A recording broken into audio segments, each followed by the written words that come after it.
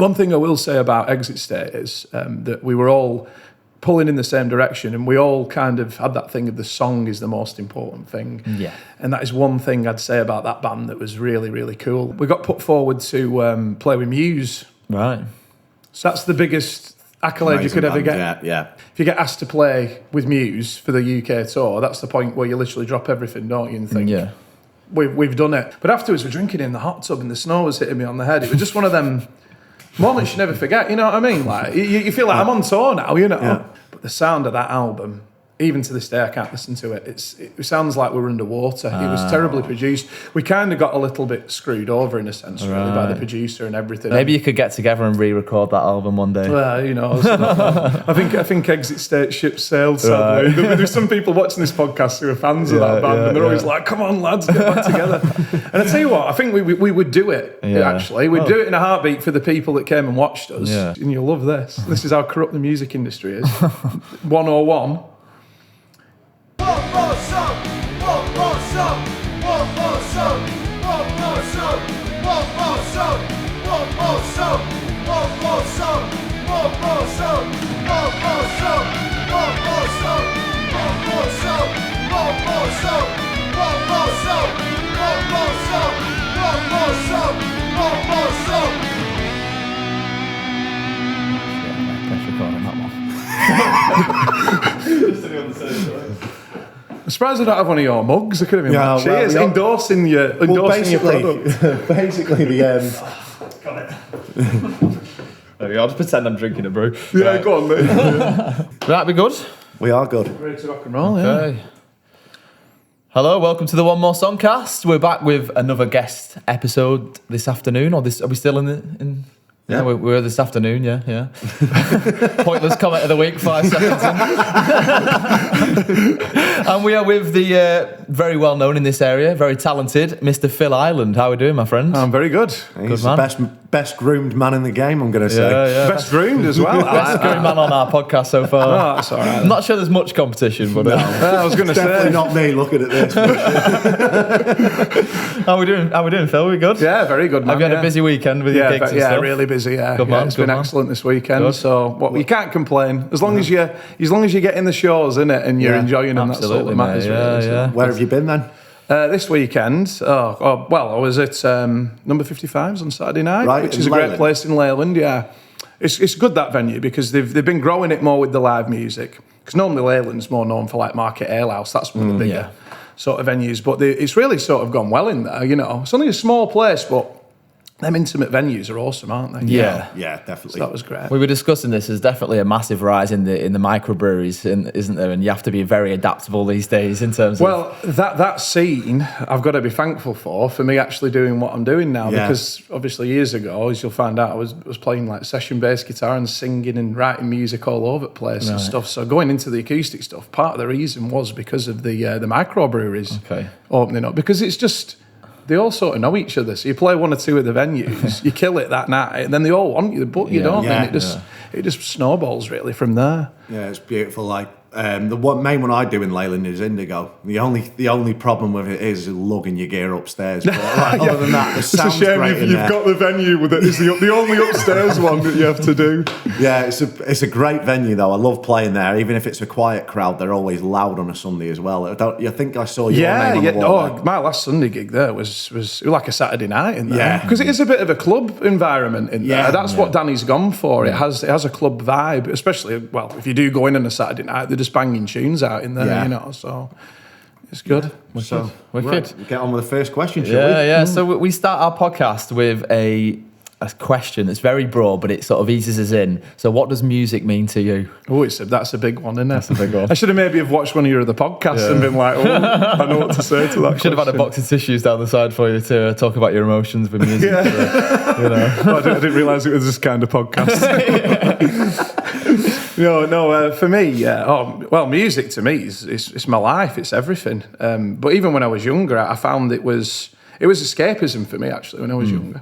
You know, throwing on a record. And I used to read all the lyrics through as well before I was writing lyrics. I didn't realise I was doing that. As a really small child, I was like analysing lyrics. Weird. And then I started writing poetry, and poetry led on to me getting into music. Right, which is okay. odd. So I had a bit of a strange process getting into it, actually. Yeah. Okay. Cool. So, what were your influences around the house growing up? Then, were your parents or guardians or whoever? What was being played from a very early age that you remember? It's a real mix. Like my mum was into 90s dance music. Right. Okay. So that's really unusual, isn't it? And then, but my dad was 70s rock, 70s, 80s rock. But progressive rock as well. So stuff like Led Zeppelin, when they went a bit more wacky in the later days. Pink Floyd, really big influence of mine. So yeah, it was that weird amalgamation of like I said, dance music and then classic rock. What a weird combo that is. But I'm the same as you guys probably as well. Like, I remember the 90s a bit. Maybe not so much you as much, I don't think. Yeah. But like stuff like the Verve and Oasis and things like that, because loads of kids were into that. I mean, what good music that was though to be into when you were that age though. You know what I mean? Yeah. And my neighbour across the road, he looked like Liam Gallagher. Couldn't sing, couldn't do anything like that, but he looked like him. So I looked up to him a little bit. You know what I mean? He used to come out with his big parka jacket on and stuff. And he was class, was Mark. But yeah, it's a real mix of stuff like that. And it's strange because like I really got into the rock stuff when I started going out playing at first and progressive rock, and jazz, really technical music. But in a way, I've sort of refined myself. I've kind of gone more into pop stuff as the years have gone on. Started to appreciate songwriting in a different way. Yeah, really. I think that was a lucky era to grow up in because even the dance tunes back then were absolute bangers. It was literally like Ministry of Sound were class. You had Oasis, Blur, The Verve, Travis, like all of them were coming out with absolute hits. That was it. No, it was still good because records were still selling, I guess, as well. Yeah. Music, it did mean, it meant more then, in a sense. I'm not saying music doesn't mean more now, but it meant more to go and get a record, support a record. And you're truly supporting the artist there. Yeah, the record label would take a cut, but they were making a lot of money, weren't they? They were selling a lot of records back then, them bands. And you felt that sense of ownership when you got the CD as well. I've still got my collection, I've kept my CD collection, I've got a few vinyls as well, but that's a thread I didn't want to pull because, you can get loads of vinyls now, can't you? You could start collecting them and then next thing you know, you've got 100 and odd vinyls, and it's... They're not cheap either, are they? No, they aren't, no. No, I think... there's been a resurgence of the cassette tape. I don't know if you've seen that as well. Some bands. I'm so tempted to get a tiny little cassette player and all that, but no, it's a rabbit hole you don't want to open, and an argument with the missus I don't want to have. Yeah, that's it. So how did that then transpire into so you're listening to this music around the house? It's funny you say 90s dance music. Well, we had Georgia on, Georgia Locke, and she said the same thing. Her mum was listening to all the 90s rave stuff and that. So it must have been, I don't know, something. I wouldn't say it's influenced me in a sense though, really. I like some music from that style, but it's not really a style of music I've ever really gone into, is the dance. It's very electronic and I'm more of a, I play bass, I play guitar, more organic instruments, you know what I mean? But yeah, Georgia's a funny one because I actually taught Georgia for a while. Right, okay. Yeah. So, but Georgia's was playing guitar. Yeah, she said, yeah. And then she got really interested more in the dance side of stuff. So I just said, go for it. Do the style of music you want to do. Absolutely, yeah. You're going to commit yourself more to something if you're 100% sold on it, aren't you? Then, I'm going to write a few acoustic tunes. Well, I'm not really feeling it. If you're not feeling it, then you're not going to do it, are you? You're not going to be interested. No point, yeah. So what was your first musical experience then? So you're listening to the music around the house, and then how did you think, well, I want to get into this, and how did you get into it? Did you pick up a bass first, a guitar? Did you sing? I was actually just a drama kid. I was doing like loads of I was doing performing arts and stuff like that, acting. I was actually wanting to be an actor. Okay. Like for about 4 years. Probably from about the age of 8 years old, I was like, that's all I want to do. I want to be an actor. So I started going to all these drama groups and I ended up doing all this performing arts stuff. And then, I don't know, it was weird. I just fell out of love with it. I started listening to Led Zeppelin. And there was one moment for me, and I always remember it, where John Paul Jones's bass kicks in on Whole Lot of Love. And, it's really gritty, innit? And it cuts through the mix.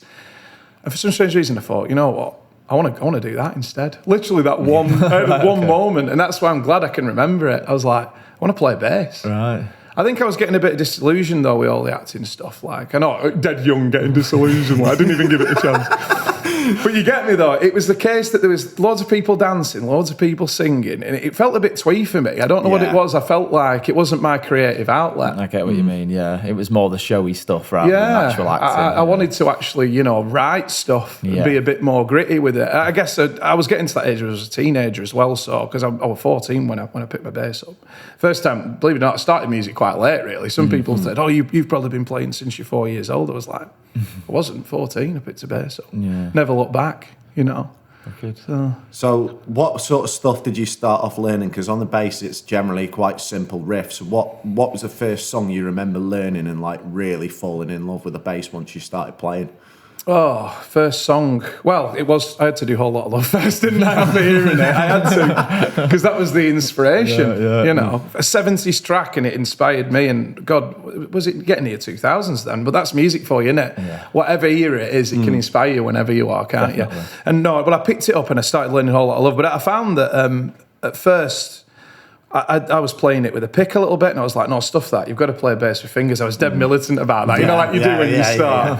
So I started playing it with fingers. I was like, well, this is even more tricky, because obviously when you start, you're having to play with both hands. It's like, patting your head and rubbing your belly, innit? So I was like, but I managed to lock it down, and then I started going for lessons. So I didn't start with lessons straight away. I sort of learnt through my ear and just playing a little bit and sort of figuring it out myself what the notes were. That's interesting, just sitting there and playing the notes and actually going, no, that's not right, that's right, kind of thing. Well, you've got to think, and I mean, this is going to make me sound older, but the internet was there, but it wasn't quite the same back then. No, there was still tabs and stuff, but there was nothing like that, so you had to still listen to me. I think that's great, though. Sometimes, I mean, you get some fantastic kid players and stuff now, but they're not using their ear, they're learning off tabs, aren't they, and stuff. It's not the same. Your ear is the most important thing you've got, really, because it's like you're having to really work out the notes then, aren't you? I think that's the thing that made me kick on. I think the album out at the time was Green Day, American Idiot, and I had the tabs, but eventually I kind of just threw the tab book away because I knew the chords now. I wanted to hear how they were playing it, how they were strumming the chords, how they were like striking every chord or every note. And you get the feel for it eventually, and it develops your ear better than any other way of learning, doesn't it? Oh, damn right, mate. It's the best. It's the absolute best, using your ear. But then again, I also went down the theory path because, like I said, I started getting lessons, and I got quite fascinated with that. It was strange. It like pulled me in. So first thing I was ever really that interested in, actually proper committing myself to, was learning theory and technically pushing myself on the instrument, but that's the story for another question. Really, don't want to go down that road yet. Bloody hell. So when you went into bass at 14, was that then respected at your school? Was there a lot of musical people at your school, or you were a bit on your own playing the bass and no one was really pulling in your direction at the time? It was weird. There were loads of guitarists, so I felt original anyway, because I was like the guy who picked up the bass. There were one other lad who was playing bass, and after he saw me play, after about 6 months, I think he gave up after that. I really didn't want that to happen, but I'd pushed myself that hard. I was doing all this stuff, slapping and stuff and things like that. And he was like, oh, he said, I'm not doing that anymore. I was like, yeah, but you've got to carry on. The only reason I got good is because I practiced a lot. Every day I was getting home from school and I was picking it up and playing it, So you spend hours at a time, would you, after school? Yeah, absolutely. Not doing my homework, playing bass, but I was singing as well at the same time. Yeah. I was writing lyrics at the same time as playing. So it was all kind of happening at the same point. Yeah. It wasn't a stage thing for me. It all just sort of, it was almost like I'd opened this Pandora's box, if you know what I mean. Once I got a bass guitar in my hands, it was good. Yeah, and you just let your imagination take you away. Yeah, take me away, because it was always there. It was just not unlocked, if you know what I mean. It was like, as it should have been. Yeah. So did that take you into bands at school, or was there no real bands at school? No, there was. There was still loads of people playing, There was a lad I played with called Ben, and he'd been playing for about, I think, a year and a half before me, and then we got together. He pushed me, though, because he was quite a lot further ahead, and he was playing guitar as well. But he was doing all this stuff on guitar. He was like palm muting and stuff like that, and I'm like, why can't you do that on bass? Because my teacher said, you can't palm mute on a bass. I was like, watch me, I'm going to palm mute on a bass, to get the sound. So I tried lots of different stuff. So it was good playing with him because it was so different as an instrument, and it is. Bass is a massively different instrument than guitar. A lot of people say, it's Same thing. It's not. If you're playing bass correctly, it's a different instrument. Oh, Because yeah. you're the backbone, aren't you? You know? definitely. Yeah, exactly. Yeah, you're almost like a drummer without being a drummer as a bassist, because you're there. You've got to lock in with that tempo. Otherwise, it doesn't work as a bass player. No, yeah. Wicked. So do you remember your first gig then? I actually do, yeah. Yeah, okay. Yeah, luckily. I don't know how, because I've drunk and done a crazy stuff these last few years, you know, with all these gigs and all that. Like, how I remember these things, I don't know, but I do. I think stuff like that's so pivotal in your life, you remember it. First gig, like proper band gig, was Priory Club in Wayland, which is I don't know if it's there still now. I'm not Do you know next to the Catholic Church, the round Catholic Church they have in Leyland, they have a club next door, Priory Club. Okay. It's an old people go and play bingo there, you know, older generation. Well, my nan and granddad used to go there and dance there, you know, and stuff like that. So it's a big room. And they had this like youth event on basically. It wasn't a battle of the bands, it was just getting bands up and playing. It was a good idea really, I thought, you know, for kids at that time. As I say, I was 14, 15, and we played a first gig there, and it was good. We were called Terminal Velocity. Right, wow. First band. So cool. No. So did that go well, that first gig then? Brilliant. Do you remember? Yeah. That's where I was. That was the next thing of getting me hooked though to the live gigs then. And that's the next thing. And it's playing in your bedroom's great. And playing at school with your mates and stuff and having a jam with your mates. It's all good. But if you get out there and you play in front of people and you get a genuinely amazing reaction from it, that's it then. You've got the bug, haven't you? Yeah. And was it all your original tunes as well at that point? Believe it or not, it was. We only did one cover. Right. We did Paranoid. So I'd wrote these tunes with my friend Ben, and we think we did. I can't remember how many tunes we did, but I remember one of the songs actually. Particularly, I can't remember. It was called. What was it called? Something like Embarkation. How weird's that? What a 14-year-old mind. Embarkation. Bloody hell! I tell you what, it's good. It's drawing up stuff that I've not thought about for years. I'm loving it. I'll wait till it draws up those deep traumas from your 14-year-old life. Let's hope that doesn't happen. There's something candid, isn't there, about a camera that gets you to tell the truth. Definitely. Really does, doesn't it? But Embarkation, and we did this song, and but we played Paranoid as well by Black Sabbath. So it shows you what kind of band we were. We were more sort of metal, rock, leaning into that sort of stuff, really. We didn't go down although I was listening to a lot of indie and stuff at that time. My friend was more into like Metallica and Megadeth and things like that. So, and as I say, he'd been playing longer, so I kind of went down his road a little bit more, I guess, at that point. You know, you do, don't you? You know. Yeah. Yeah, I think you do just get hooked by your mates, and your mates go, have you heard this band? And then you're like listening to that the next thing, and you then listening to them religiously, and then you're sharing that.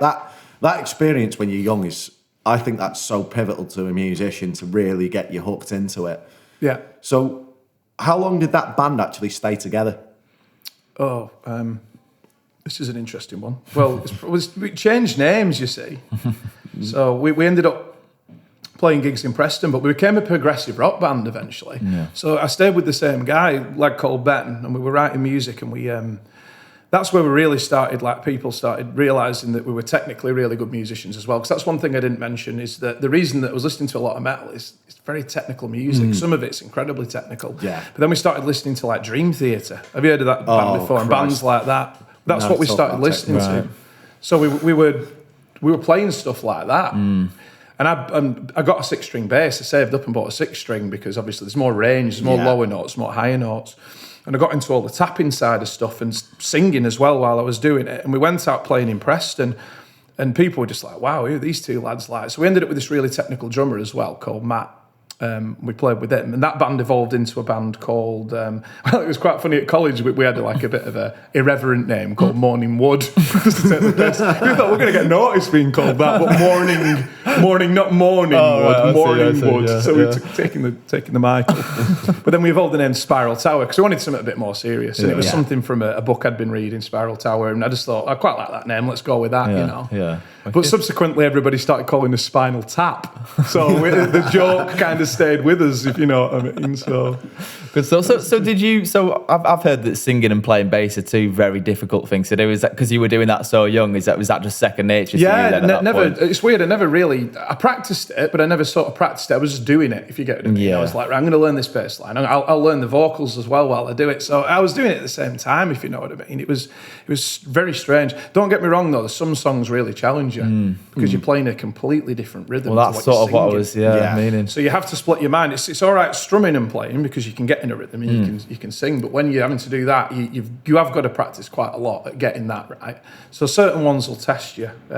There's some that I teach people actually who are trying to do the two. Certain songs that I might teach and that'll do that sort of thing where there's a few Arctic Monkeys tunes that are quite good for that actually as well because he sings very offset. And Thin Lizzy are another good band to listen to because he was a bass player. Yeah, his vocals are very offset from what he's actually playing rhythmically. How would you teach somebody to compartmentalize those two things then? Well, you can't with some people. They can't do it. It's weird. No matter how much you practice, you can't. It takes a certain brain or how your brain's structured, I think, to do that. Oh, right. But some people can. You can teach most people how to play and sing, like I said, but strumming to a rhythm and singing is different. Isn't it? Yeah, because it's generally on the beat. I've really struggled with a song called What You Know by Two Door Cinema Club. And the rhythm guitar on that is like a did it. Singing and playing that song is a nightmare. I really struggle with it. You eventually, though, you might just come over that hurdle with it. Yeah, I think that's just something you've got to try. And if it works out, if you can sing and you can play your instrument well enough, you've just got to try it and you've got to keep going over that hurdle. Because when you get there, it's like you don't even think about what you're playing. You don't even think about what you're singing. You just think about remembering the lyrics, and that's it. It's such a weird thing. Yeah, but there are certain songs that will test you, which is like that. But yeah, it's like I said, once you've got over them hurdles, what I find is it's usually if you've challenged yourself, like we're going to do this song live as a band, then you have to do it. So you're like, right, I'm going to put the time in now to make sure this is blob on before we do it live, because otherwise you're going to make an arse of yourself. And you don't do that in later life, but as a young person, it's a good thing to do that, I think. Definitely. Yeah, definitely push yourself a little bit. So it sounded like it was all plain sailing at the start, or were there any early challenges you can remember that sort of shaped you? I think everybody, when they first start, there's always one point where you feel like giving up. Yeah. I don't know if you guys have been through that, where when you were playing. Well, I only started when I was 25, so I've had some of them in recent history, you know. So. You've had recently you've been like, I just can't be doing with this. Exactly. My fingers aren't doing it. There were one point where I was, I don't remember the song. It was more of an exercise, I think, one of my teachers gave me. One of my early. I had a great teacher called Jared Sink, but he was he was a guitarist, which was unusual. He wasn't a bass player, but he had a great understanding of bass. And he was a massive theory head. That's how I got into the theory side of stuff. Great sight reader. He'd been a session musician for most of his life, retired. It was almost like semi-retired. He was an old dude. And he gave me this exercise, and it was only early on, this technical exercise, like a spider exercise, just sort of improves your finger work. I remember I was like, can't do this. I'm getting mad. And my dad actually remembers me getting mad. He said they could hear him getting worked. So it's because I was passionate about it. Yeah. And he came in and said, just put that bass down, he said. And just tackle it tomorrow. He said, I guarantee you'll get it. He said, everything you've done so far, you've got it. We're talking 6 months into playing it, maybe 9 months into playing. But I always tell this story to my pupils because I said, I nearly gave up. So there was that one time and I was like, I can't do this anymore. I'm giving up, quitting. We all have that moment. Yeah. I've only ever had it once though, and then I came back the day after I could play it perfect the day afterwards. You'll find it weird sometimes when you play something, you're struggling with it, and then you go to bed, get up the next morning, and it's much easier to achieve. I'm not another science behind that in terms of your brain processing that, but it's strange, isn't it, how you get up the next morning and you've mastered it in your sleep almost. Yeah, he could acknowledge that. He was like, you'll be fine, just do it. But honestly, I was thinking about it as well afterwards. I was dwelling on it. But you do, don't you, sometimes? You punish yourself something rotten when you're beginning. I teach as well, and you see your students like absolutely hating the lesson. They're like, you're going to have days like this. You've just got to get through it. And then at the end of the day, you put your bass or your guitar or your piano down. Yeah. Like, don't pick it up. Don't think about it. Come back to it the next day. You'll be fine. Yeah, and exactly. If you get over that hurdle, it feels better than just picking something up and being able to play it instantly. I always feel like when you've struggled with something and you've really worked hard at it, the reward for you is always there. Yeah, well, that's it. I mean, there's still stuff that you've got to challenge yourself. There's a song I learned about, I think it was just before lockdown, a song called The Lesson by Victor Wooten. I always wanted to learn it, so I thought, stuff it, I'll learn it. I'll learn it all the way through, I'll learn all the parts. And that was really challenging. But I never have that thing now of like the frustration side, because you don't, you grow out of that, I guess. Yeah. You know, I don't get mad, but there was a few parts where I was like, yeah, I'm going to leave this now. I'm going to come back to it, you know, and then I could do it again afterwards. So yeah, you kind of learn, don't you, to sort of moderate yourself, I guess, you know, in later life. But when you're young, you're full of blooming emotion, and you're a teenager, you're angry, aren't you, at the world, you know. It's like, Me against the world. yeah. So I believe you achieved grade 8 in bass then. So is that the top level then, is it, in bass? Yeah, it is, yeah. Well, no, there is masters after that. Okay, yeah. That's something that I had to make a decision. That was my first crossroads in life, actually, was I was going to go to London and there was something called Bass Tech. I think it's changed its name now. I think it's the Institute of Music or something now, but it's basically a place where you go and you'll get your master's degree. My friend went and did it with drums, and I don't know if he actually got his, but he made a lot of contacts in London and went and did it. So that was a choice I had. I thought, right, I'm either going to go and do that, carry on with my songwriting, in London and do it that way, or I'll carry on with the bands. But what happened is that I got picked up by a band around here called Exit State, and I was in a few other bands as well. I was in a band called House on Fire, and we were recording an album at the time, and there was too much draw for me to want to go down the band route. Okay. Not bother about the masters, you know. And I don't have any regrets with that, if I'm honest, because the life that I've had is because I made that decision down that other road. So you didn't end up going and doing the masters then? I didn't go and get the masters. Right, okay. No. I got grade 8, which is a great achievement on any instrument, isn't it, really? Yeah, definitely, yeah. Massive. But so what was the appeal of these bands then? Were they potential to do something big? Well, you don't know, do you, No, when you're but younger? you don't felt know, like... but the songwriting was great, and you know, everybody's head was in the right place at the time, so you just think, that's what I wanted. And plus, it's the band lifestyle, isn't it? Who'd not want to do that? You know what I mean? It's not... The rock and roll. It is though, isn't it? Yeah. It's true. I mean, when you're young, what age was I then? 20 or something like that, you know, 19, 20. It was like, you're going to go down that road, aren't you? No matter what way you look at it, I guess. So were you working other jobs as well at the time, or was it all music? Yeah. So what sort of stuff did you have in your early life work-wise? Well, worked with my dad briefly, because he was like a tradesman. He did all sorts of stuff. So I was just working with him and doing a bit of bricklaying, believe it or not, at first, which isn't great for the hands. So I didn't spend too much time doing that job, let me tell you that. But that was good money, so it allowed me to save up for like decent gear. I bought myself like a Mesa Boogie rig. I thought I'm the Don now. I've got a Mesa Boogie rig, you know. Get other musicians looking at it and like, that looks amazing. How did you get that? You know, we're only making like £30 a gig. I'm like, well, you know, I'm doing this on the side as well, lads. You know, I'm side hustling. Like, no, but I was doing that for a while, and it were good. But that also made me think, I don't want to bloody do this for the rest of my life. You know what I mean? Yeah. So that gave me that extra shove of like, let's go for it. But then Exit State sort of found us in Preston. You know, I was playing around Preston, and they were like, we're getting signed to this label, blah de blah. We're kicking out the other bass player. Can you come and join? You know, to cut a long story short. Yeah. And they saw us at a Battle of the Bands, and I was like, yeah. Where do I sign? Like, get me in the band. But it wasn't all straightforward like that. Like afterwards, it turned out that this label was like collapsing in on itself, and it wasn't a real legit thing. So we actually went out looking to then get signed, and we did. Yeah. But that was the process of like a year and a half after that. Well, we're going to touch on that signing that's a process different in the next story. bit. There's so many like avenues that I've been down. Yeah, but yeah, I'd say my biggest crossroads though was that at first, where I said it was either academia or go out and play in bands. The thing is, it's weird, and you'll know this as a musician. How many musicians do you meet who are got a master's and they're still brilliant? Yeah, there's loads of people, but most professional musicians don't. Some of them can't even read music. Luckily, I can do that, and I can teach theory. But some people don't have that. No. It doesn't matter because they're creative people. That's it, isn't it? You find a way, you know. It's not as black and white as it is like getting a law degree or something. You have to go and get a master's doing that. You know, if you're an engineer, you have to go and get a master's doing that. It's people's lives at stake, building bridges, isn't there? You know, with music, it's different. We're creative people. We have a different way of expelling ourselves. Yeah, and there's probably players out there that have at grade 8 standard but never took the exam. Exactly. So there's loads. It's not. I tell my students, like, it's not important to me that you read music. It's important to me that you understand how to apply things within your songs. If you understand that you need to play at lower volume there and you understand how to play at higher volume there, that's all you'll ever need.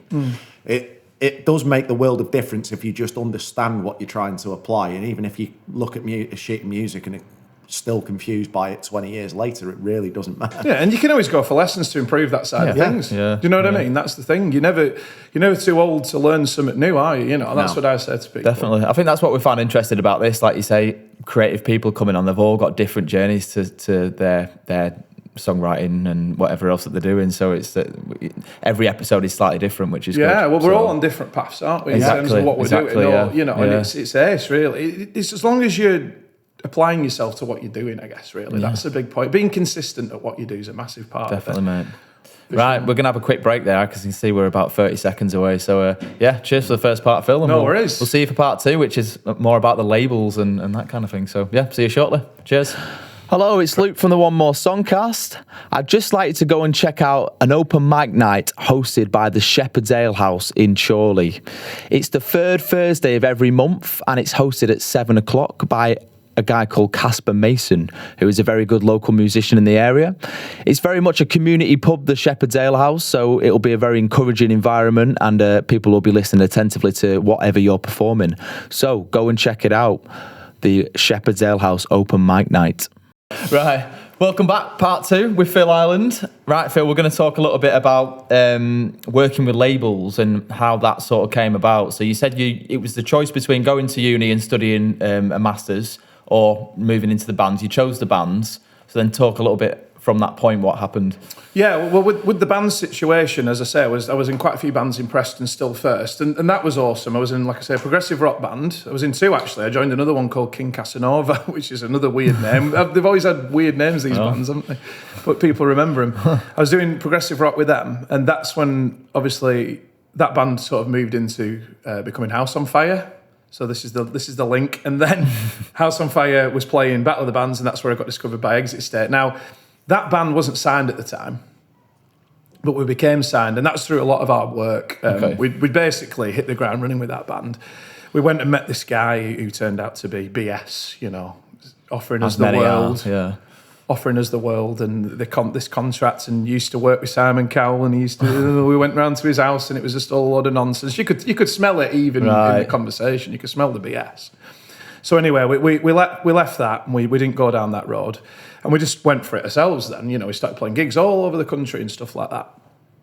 And we got signed to this label called King Prawn Records, which is only a small label. That wasn't the bigger label that we got signed to, because we got signed again to a bigger label. So we kind of collaborated everything over to that. About another 2 years into playing, that was around 2011 then. So 2009 is when we got signed. I think my dates might be getting a bit muddled up, but it's around that sort of time. 2009 we got signed to King Prawn Records. And that was interesting because it was like we had to obviously work really, really hard then to make sure that we were meeting the deadline of putting an album out with them. That's the thing, there's a bit more pressure on you when you're actually on a label. So just rewind a little bit. So how do you actually approach a label, and what are them negotiation processes like? Is it difficult? Are they offering things and you're having to meet in the middle? Is it quite a hard negotiation to actually join that record label? How was that process like? Well, we wanted a label really because it's kind of that, I guess at the time it's a step up, isn't it? It's a look thing as much as anything, And we also knew that they sort of had inroads to, getting your CDs into like HMV and things like that. Whereas that seems a bit of a closed off window. And as I say, to people now that are releasing their own music, like on Spotify and stuff, like I'm doing with my new stuff, and going through digital distributors, it's very, very different. Digital distributors is it's the easiest thing in the world. Yeah, of course it is, because it's you own everything. You just go through them, and they put your music around, and you pay a fee or something, don't you? Yeah. That's it. There's no exterior money coming out. Now remembering about King Prawn, it's a long time ago, so it's hard to remember. As I say, it's 2009. That's the point that we were like, right, well, we want to become semi-professional as well, because obviously we're going to start selling CDs now. We're on a label. So what they started doing is basically they took a cut as well of everything that was produced. There was a little bit of an advance, only a small advance, Because if you're on a big label, you'll get a massive advance. You might get £1 million, 2 million. Yeah. You just name it, it goes up, doesn't it? Depending if you're on a big label. With a small label, we got a small advance, and we started recording an album with them. Okay.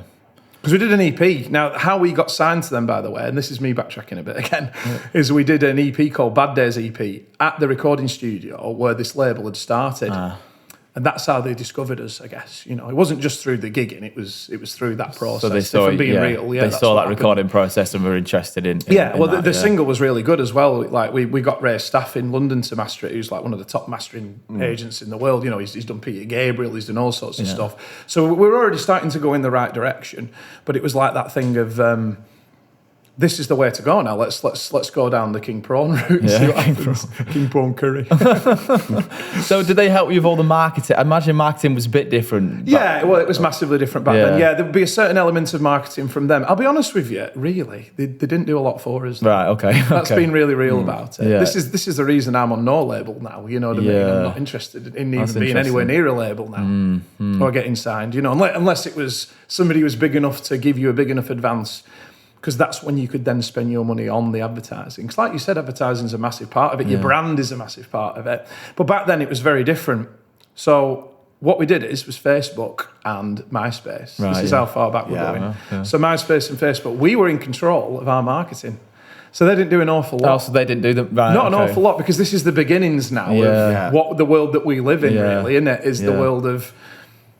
Look at me, look what I'm doing. It's that world, But yeah, that's where we started. We started with MySpace and we started with Facebook and we started with all them type of things. And we were self-promoting ourselves still, even though we were on this label, which is interesting, isn't it? Yeah, it is, yeah. Mental. So even though they actually they're getting a cut out of that, so you'd think that they would want to do that marketing. Because they obviously have the bigger contacts, like... Well, they did. No, there was still some of that. You know, it led on. That's what I mean. It led on to other things. It led on to us getting on with some better bands like the Black Mollies and people like that were coming over from America and touring with. You know, bands who were at a similar level that what we were at the time, if you know what I mean. But it also was that thing of being able to get our CDs as well in places. See, that was we didn't have that. Yeah, you know, that was cut off to us. Well, yeah, you can't just turn up to shops, and you have to have that in place almost, don't you? Yeah. Especially when, you know, HMV and stuff were massive back then. So what happened with that then? Did you get it did you get your albums? Yeah, it was in HMV. Shops? Yeah, it was in quite a lot of them in the country. I remember walking into the Preston one and, you know, taking pictures. And I've got it in HMV. It was a big deal. That must have been. Was that the sort of the first moment when you were like, "Oh, this is really cool"? Going somewhere. Yeah, So, that was. There's a few moments like that. Yeah, you talk us through going into the shop then and seeing your CD and stuff. That must be been quite memorable, really. Massively. Yeah. Pivotal point, really, of things are going right for us now. They're heading in the right direction. Okay. So obviously you'd have had your recordings all on MySpace anyway. When was the first experience of you like getting the crowd singing your lyrics back to you and all that sort of thing? How? Pretty early on with that band, because they'd already been going about 3 years before I joined them, you see. Like I said, I replaced one of their bass players. Yeah. So they had Bad Days written, which was the single we re-recorded already. That was already a song. So when I started playing with them, I noticed there was people in that crowd singing them lyrics back. But we'd had it in Preston though before. Like I said, them bands that I was in were all original bands. It's really odd because now I do loads of covers while I'm doing gigs. But back in the day, I didn't used to play any covers. It was just I was just in original band after original band after original band. So I've had it for years where even in the Spiral Tower stuff, people would be singing our lyrics. You know, coming, they'd be headbanging. They'd be singing the lyrics. You know, so that was my first, you know, sort of taste of we're doing something right. You know, people are coming to the gigs, people are coming in the masses to the gigs. I thought we were onto something. But yeah, Exit State, Bad Days was the first time I had a big crowd sort of singing back to us. Because he had a lyric that was, "Is there anybody out there?" Right. You know, so that was like a call and answer thing. You know, so he'd sing that, and then the crowd would sing it back, and it was great. You know, wicked. So you've had that flattery of obviously joining the record label. What was the pressure then like? Of right, you've got to get this out by a certain time, and how did you cope with that? Do you enjoy that? What was the process like with that, really? Oh, I've got to go out of work. Yeah. That's all I can say. So from when you signed, when did they then want an album out, and how long did you get to do it? Well, within a year. They weren't really that strict with us though, particularly.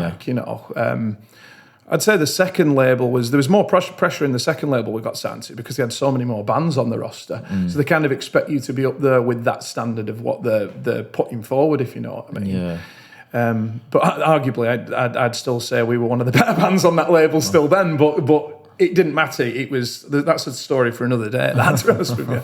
But with King Prawn, that was a weird one. It was like, let's just get this album out. But we wanted to put an album out. We had the songs ready, so it weren't too bad. It was more the case of getting it like sounding right, if you know what I mean. That's where the time restraint comes in, I guess, because at some point you have to say, enough's enough. We've mixed it enough. We've done the parts enough. You'll relate to this. I don't know if you've done some recording. I'm doing it at the minute, But you can get a bit precious about sound. Well, you should do because you're a musician. Definitely. You should care. You're the artist. And this is where sometimes the lines got a bit blurred between each other. And obviously you could get a bit heated in the band sometimes as well about what you want and what that other person wants. But one thing I will say about Exit State is that we were all pulling in the same direction, and we all kind of had that thing of the song is the most important thing. Yeah. And that is one thing I'd say about that band that was really, really cool. Like, we were all on the same page. And I think that's good for anybody who's like starting a band. Make sure you've got lads around you, lads or women or whoever's in your band.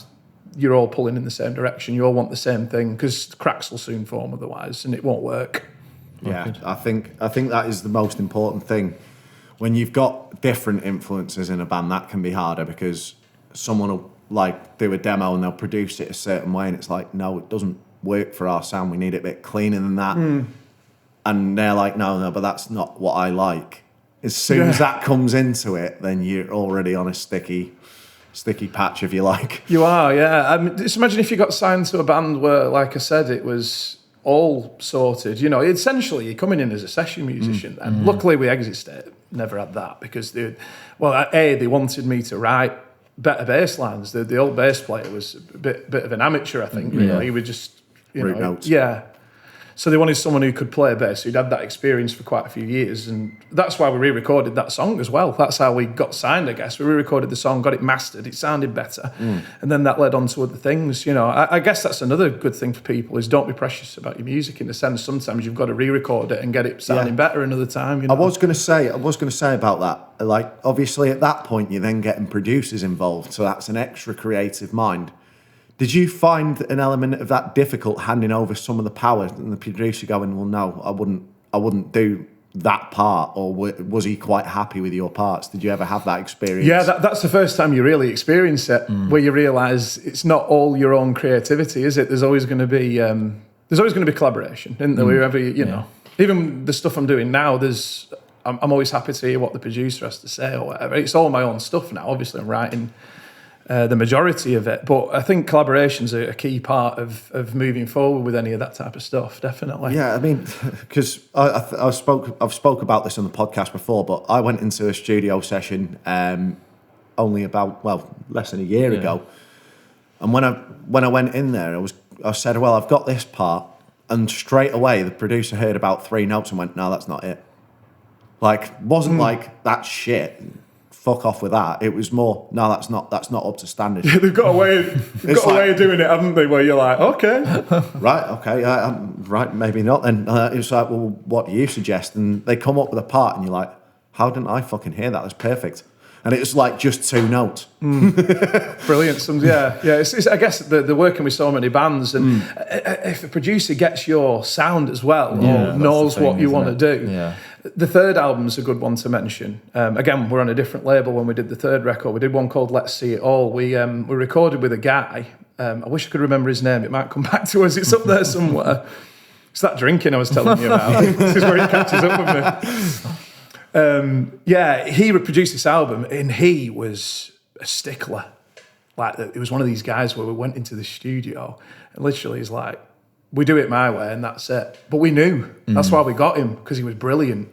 Like, his production's brilliant. He wanted to give us more of a sound like the Killers on that album, you know, a bit more Right. driving, a bit more. And he had the capability of doing it with a slight touch of like the grit of, say, a band like Mastodon or something like that with the heavier sections. And I thought, this guy can do it. Matt Ellis, that's a brilliant producer, but he does it his way. Like even the drummer, like Pete, is such an incredible drummer. He's the guy I worked with in Breaking Waves a few years later. He was like, I'm used to like, can you turn my tom sounds up or something like that? This guy was like, nope, you're going to go and play pool now for about 2 hours and I'm going to mix your drums for that track and then they're done. Okay. At least you got that security of knowing that he's knows what I've he's never doing. known that before though. Yeah. I've not worked with a producer like that since, but that's what you go to for him. He's almost like a small scale like Rick Rubin or somebody like that. You know somebody that you're in safe hands, but it's going to be his way. Yeah. It's your songs, it's your music, but he's got that. He knows how to produce that sound. So you're not going to start going, oh, turn me tom. Yeah, you're really handing over the power all of a sudden, and then like you've almost your creative input's done here. Get out. I'm gonna I think I've watched something Eminem when he had an artist in recording. He used to kick everyone out the studio. They could have had this massive entourage in. He was like, no, he needs to focus. It's just going to be me and him in this room.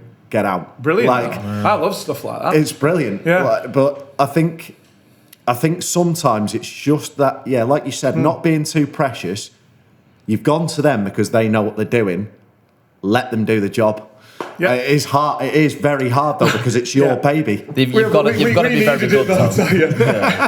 After doing 2 albums and an EP where everybody's getting all creative and being too fussy, and the problem is that the Black Veins album.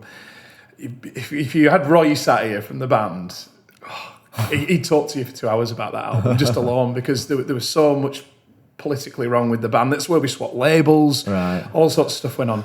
But the sound of that album, even to this day, I can't listen to it.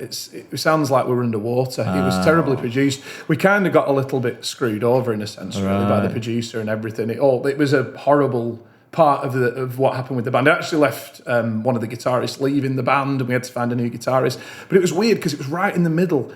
And then after that, we had this brilliant push again, and things started going incredible for us. Probably the best period of the band. Was that, but So you were falling out because of the production of this. The production. Yeah, it's massive though, isn't it? That's why I'm happy that huge. the album afterwards was that's why we were like, this time, let's just give creative control to this person. Because we know he's brilliant. We've heard all the work he's done. So we'd heard all these different albums he produced. Metal albums, like I said, he produced albums of bands that sounded a bit like the Killers, you know. Yeah. He produced pop albums, you know, dance albums. Listening to his stuff, I was like, this guy's incredible. You know, sonically, you can hear everything great.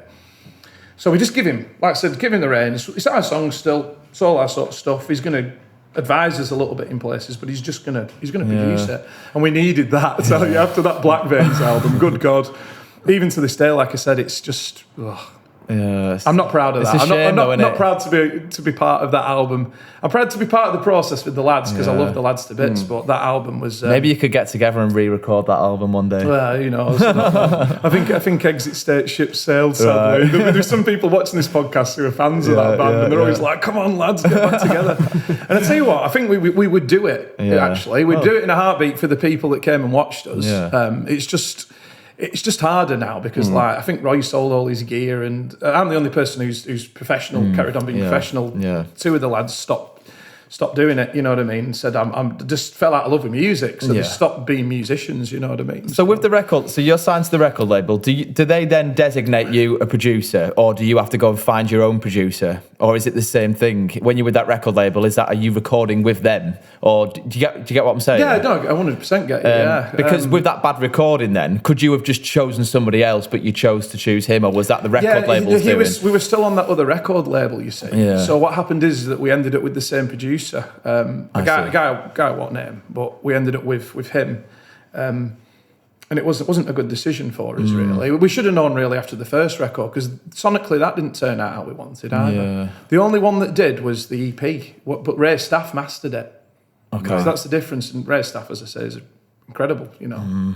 He's mastered everybody, you know. He's one of the biggest mastered... he just masters loads of famous artists, so it's different. But, them other 2...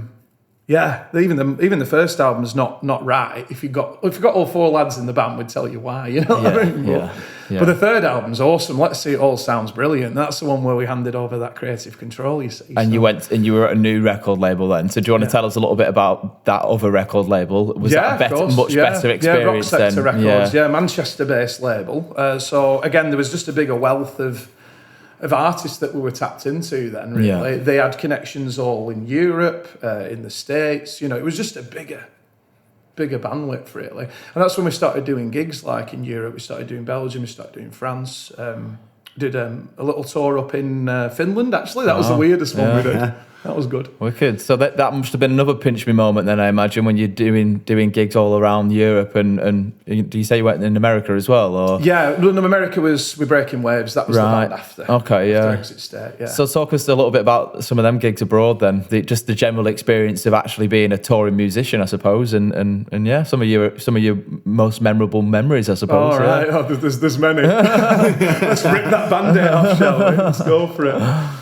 Oh God, yeah. There's some brilliant ones. Like we played this huge festival called Whizfest, and I think it's the first time I realised just like how engaging people are in Europe as well. Because sometimes if you're playing gigs in England, you get your people coming watching you that are used to seeing you. Then you get some other people in the pub and stuff that they won't approach you as much after a gig. But God, you get swamped in Europe. It's like you're the next Beatles or something going over, and it's just bizarre. we had some of the best gigs we've ever had, actually. Yeah. And Whizfest was a good one. But I remember as well waking up rough as a dog's arse like the day afterwards. And then going to, we ended up driving to Bruges, because we knew it was nearby. I'd watched the film recently, in Bruges movie. Yeah. So we're walking around rough as anything. We didn't realise the guitarist was in back at van, and we drove there like maniacs. Got in, opened door, and it's like, we don't want him rolling out a back at van, literally spewed up all over the place. So we drove to this gig, not realising he was still in the back of the van. Like, he had buggered off to someone else's house. Getting smashed around in the back. We shouldn't have been driving. Right, we were both still hanging. So we're probably about 2 hours sleep. You know what I mean? After playing Whizfest and stuff like that. So they big gigs, like. Oh, really? Yeah, some of them. Yeah, you're talking 1,000 people, 2,000 people. Okay. They come out big for you there, don't they? Yeah. But we were signed to this label, you see, so that was that. It was a better label, and that's how we got on like the Michael Schenker tour. We got out with a band called Marseille. I ended up playing bass guitar with them as well. I ended up joining them. He asked me to join them. But I had a few years of session work as well that sort of started around that time. So I was doing like Exit State, Marseille, bit of session work with various other bits and bats, and God, I was busy. Yeah. Well, I was loving it, but I was busy, And that obviously you're able to make a living from all that was where really I became fully professional at that point. Wicked. Before that was semi, really, because obviously I always tell this joke and people love it. Is that the band that got the furthest with, we made the least money with. Right. And what's the reason for that then? It's investments. Constantly investing. Yeah. When you think it doesn't cost a lot of money to get in a van, fuel it up, go travelling around Europe, doesn't it, and stuff like that. Costs a lot of money to go and spend a week in London, promoting your album, doesn't it?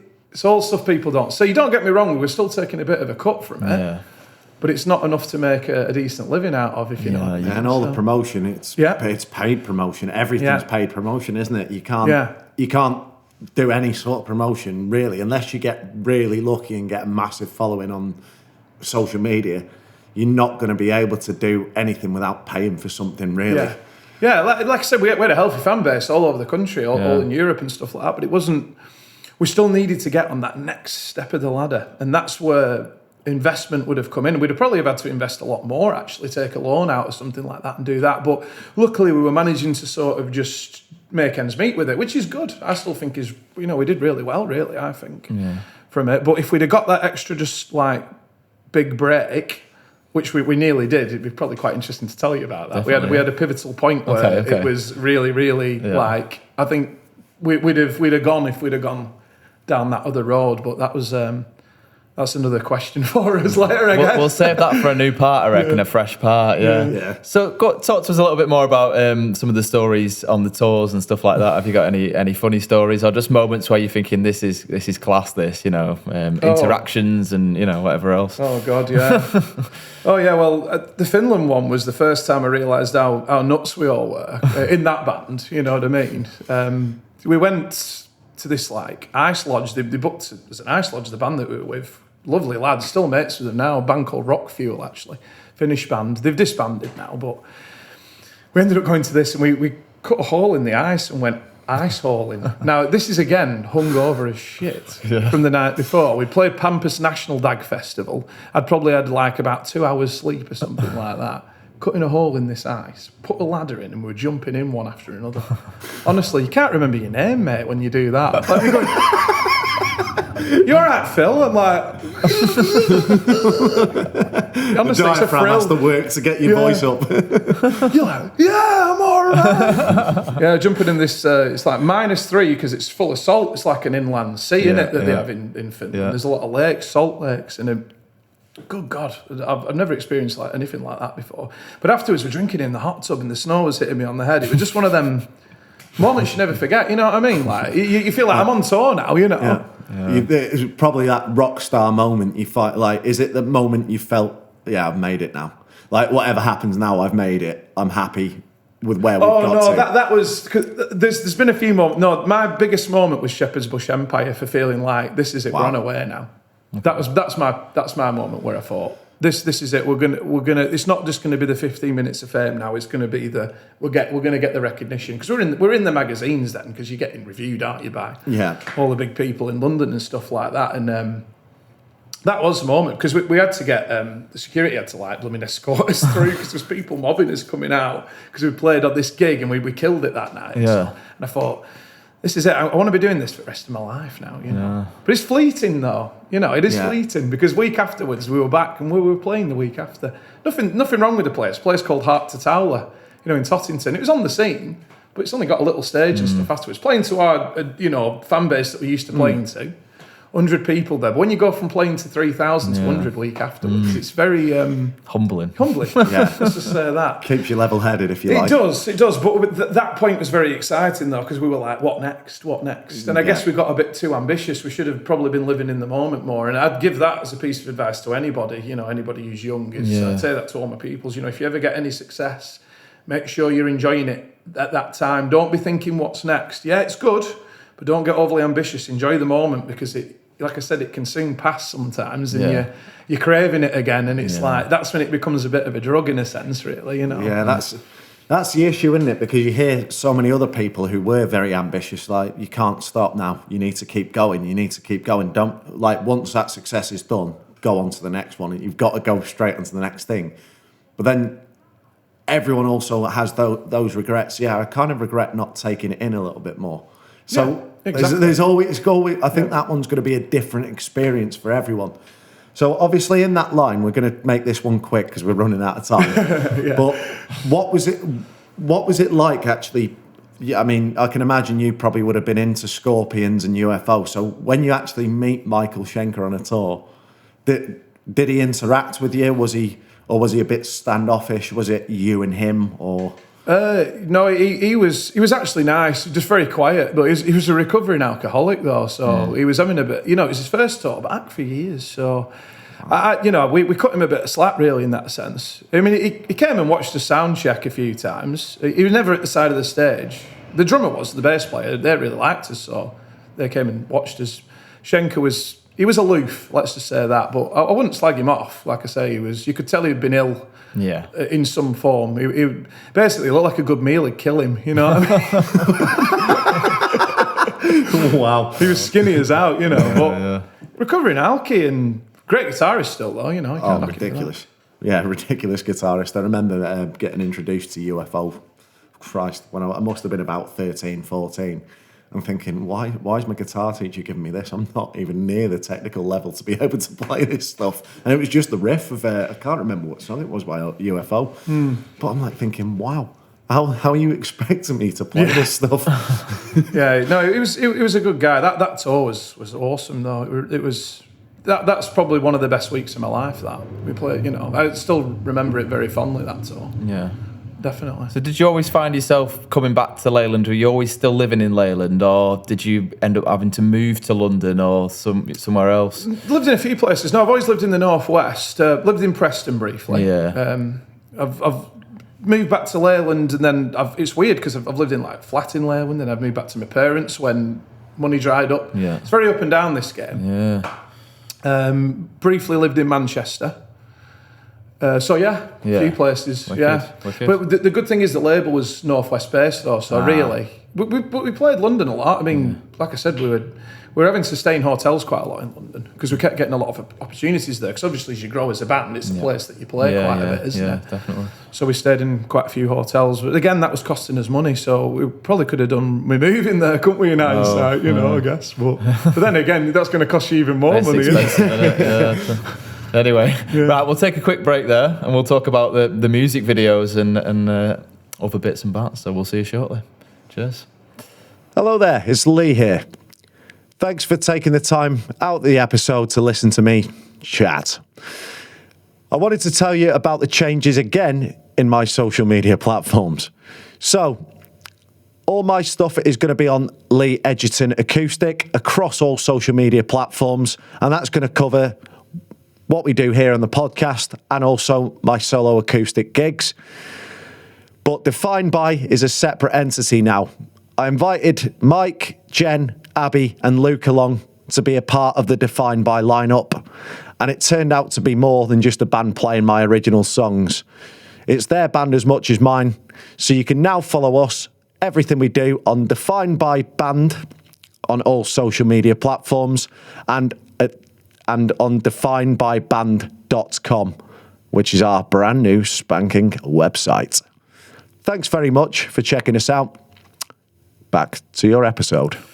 Okay, welcome back to part 3. We're just going to touch on experiences with music videos in the past. So I believe that you were number one music video on Kerrang at one point? Yeah, that's a funny one. Yeah, that feels like a long time ago. That was ace. Basically, with Kerrang TV, obviously you're on there with like Paramore, aren't you, and Limp Bizkit and all these type of bands. So we managed to get our video on there. And we got it on Scuzz as well. Do you remember Scuzz? Steve? Yeah, I fucking love Scuzz. That was a bit more if you were really into metal, you'd go and hear some obscure bands on there as well. Yeah, because this particular band is Exit State again. We were that crossover between metal and rock. We were kind of in between, really. So we were lucky. We kind of got the mix of them two opportunities, and we ended up getting on this Kerrang thing, like Kerrang number 1. But what happened is that it was our fan base kept voting for us. Right. So they had a voting system. Now, that would never have happened in a million years, would it? Yeah. And they used to have a voting system. So we basically put this thing out on MySpace, as I said, and Facebook. I don't think Twitter was around then. No. Maybe it was starting out then. Put that out. And they started voting. And we saw ourselves creep up. We got to I think we were in a number 7. And when we were in number 7, obviously we were made up. Because it's like Metallica and then it's Exit State. Wow. We were like, yes, something's happening here. So what was the process like of recording these music videos? Is that long days and stuff? Oh yeah. Well, the one that got to the number 1 was we did it for a horror film, like a small horror film called the video was called Lost Beyond Belief, or the track was called Lost Beyond Belief, and it was for a film called Creepsville, which was like it was only like a B movie level horror film, but I think that did all right actually, that horror movie. So that's the one that got through. But yeah, that was recorded in a cold factory, wow. You know. And then we did Circles video, which was recorded in a cold factory. Right. And then we did Check Out the Crazy. That was recorded in a cold factory. You know, you can see the symbolism. I was like, when are we going to shoot one on a beach, guys? You know, are we going to shoot one in the Bahamas? Yeah, maybe we'll suit the style of music, but well, we played a beefer. We should have shot a music video when we played a beefer. Really, that's what we should have done. You know?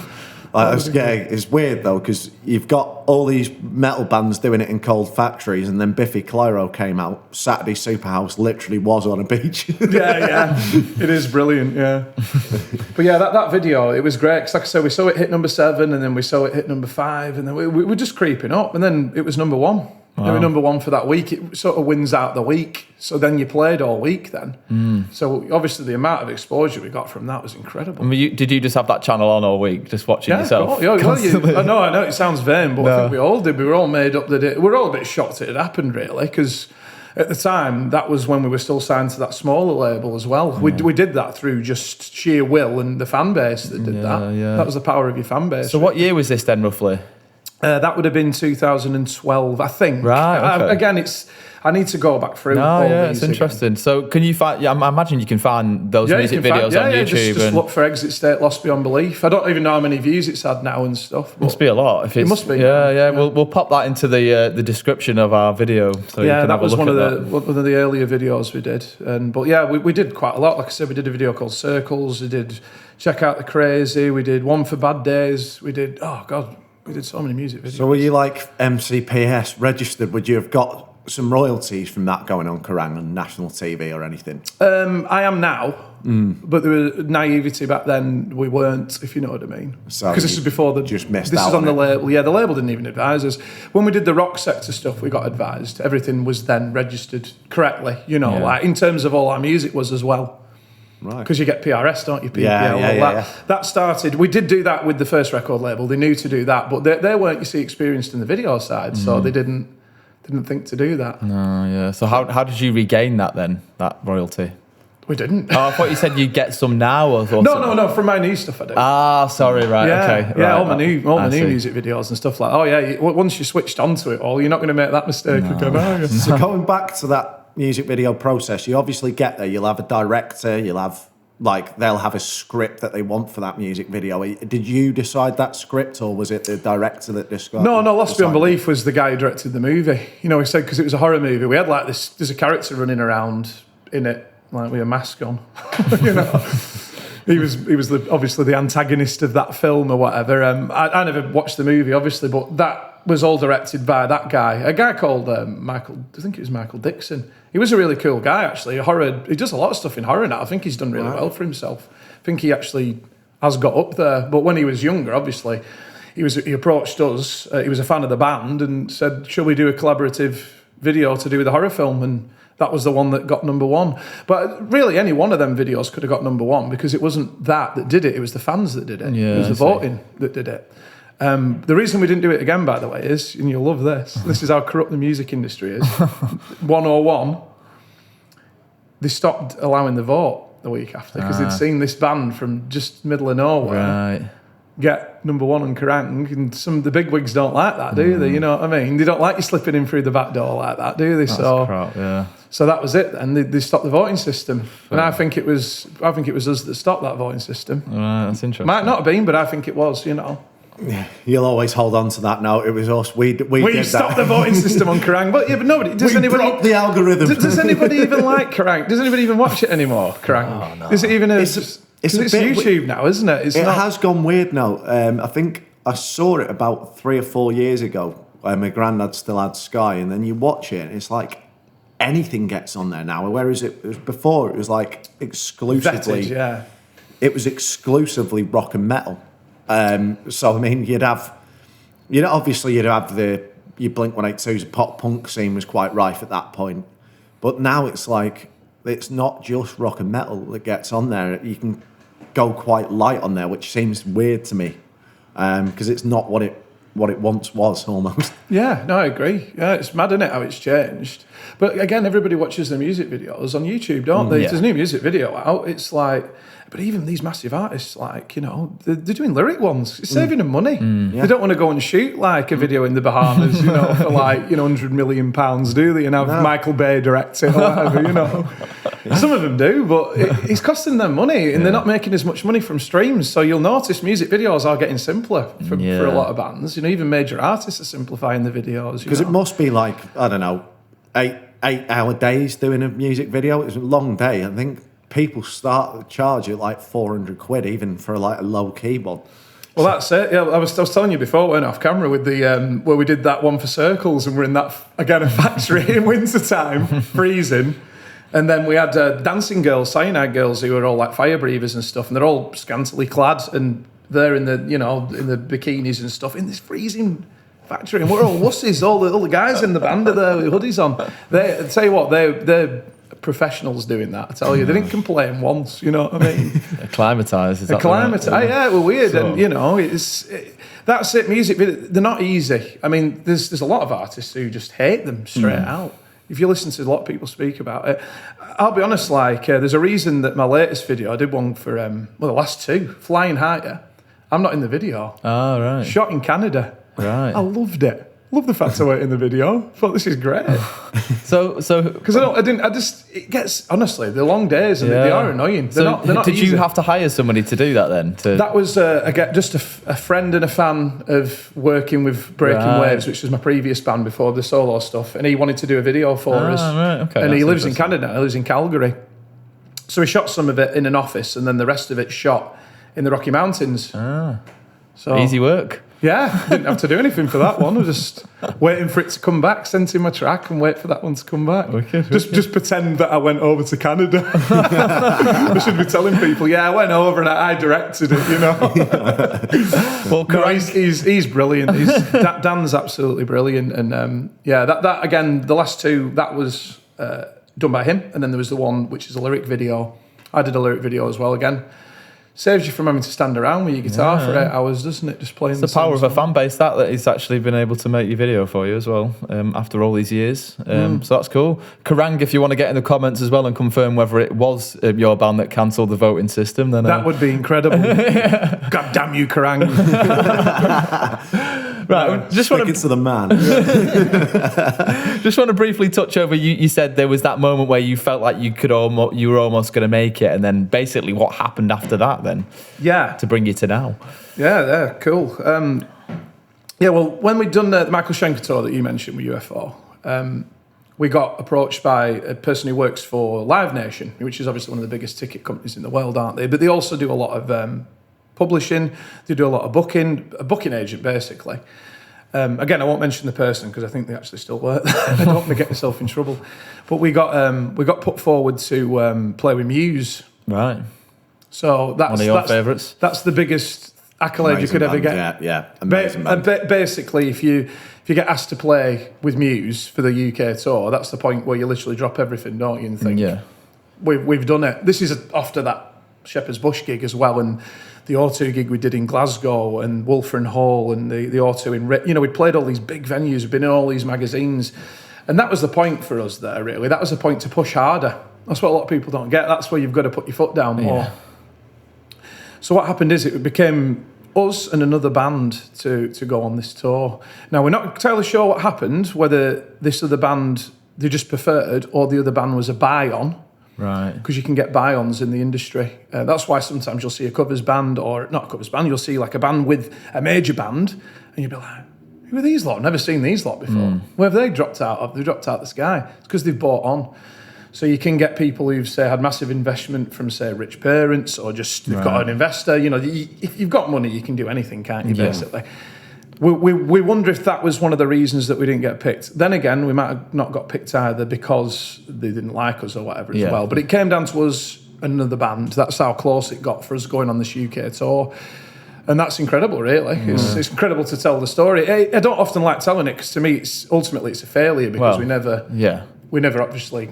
But you're shortlisted in 2 out of all the bands out there. It's an incredible thing to say, though, isn't it? I mean, Muse are arguably still the biggest rock band, probably the biggest rock band in the world with Foo Fighters now. Do you know what I mean? That to get to that point, that shows how hard we work, really. And I think it's an accolade for us, really, even just to say that we didn't get there. Don't get me wrong, like when it all happened, we didn't talk about that for about 2 years afterwards. That sounds weird, but now when we get together, we sometimes reminisce about that. Bloody hell, we bloody ended up nearly going on tour with Muse, you know. Do you remember that moment where you found out that it weren't you, though? Was it absolutely devastating for everybody? Yeah, massively. Yeah. Oh, yeah, I'm not going to lie about that. Yeah. Would you say it was that deflated the band, maybe? That was the end of that band. We didn't know it then because we carried on for about 1.5 years afterwards. Right. But that was the end. When you look back, you can see that there was a bit of a drop. What we should have done, though, is because for me, it never really fully deflated me. I felt bad for a while, and we could tell we'd gone on a bit of a low, but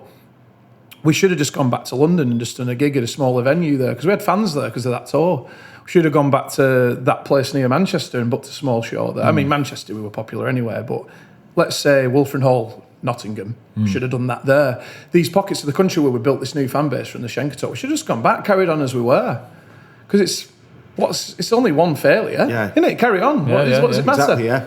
likelihood is if you're at that level, another opportunity could come along. Yeah, exactly. So, yeah. That's what I mean. That's where you push harder, but that's hindsight. Yeah. Do you know what I mean? So you say that afterwards. So yeah, for anyone who's listening, if you're in a band and you get given an opportunity like that and it doesn't come off, don't worry.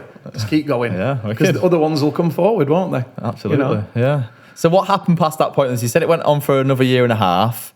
And then the band folded. So do you remember that day when it did fold? And then how did you then move on to get to where you are now and become almost a solo acoustic act and solo writing music solo as well? Yeah, from that point, I just decided to carry on, really. Like I said, things weren't the same with the Exit State at all.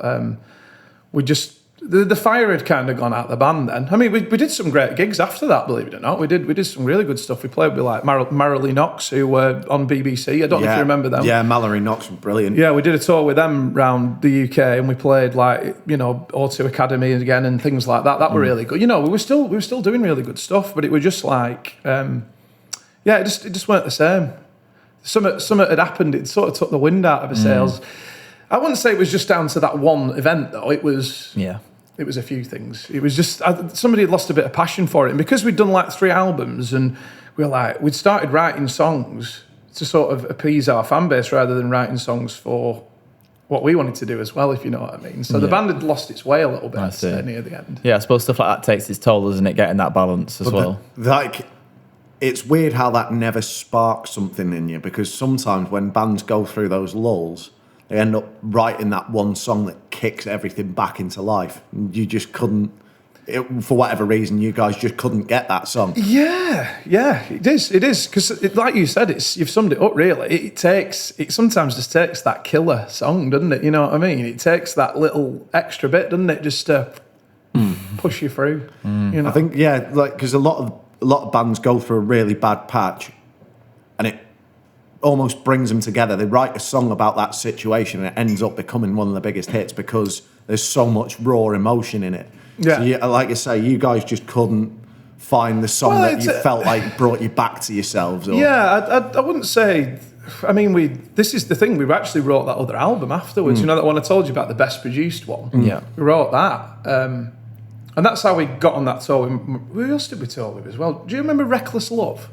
Played with them. The name rings a bell, but I don't know. It didn't suit us at all. Because you'll have heard of Steel Panther, won't you? The comedy 80s band. Yeah. But Reckless Love are the serious version of them. Right. Get your head around that.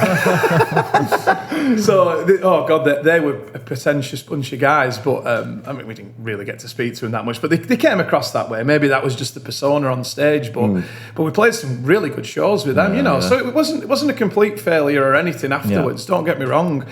And we wrote that Let's See It All album. I just think there's a bit of passion lost. And I think it was probably a little bit still of... Because I was the youngest guy in the band and stuff. And a bit of naivety of me wanting to really write more progressive music again.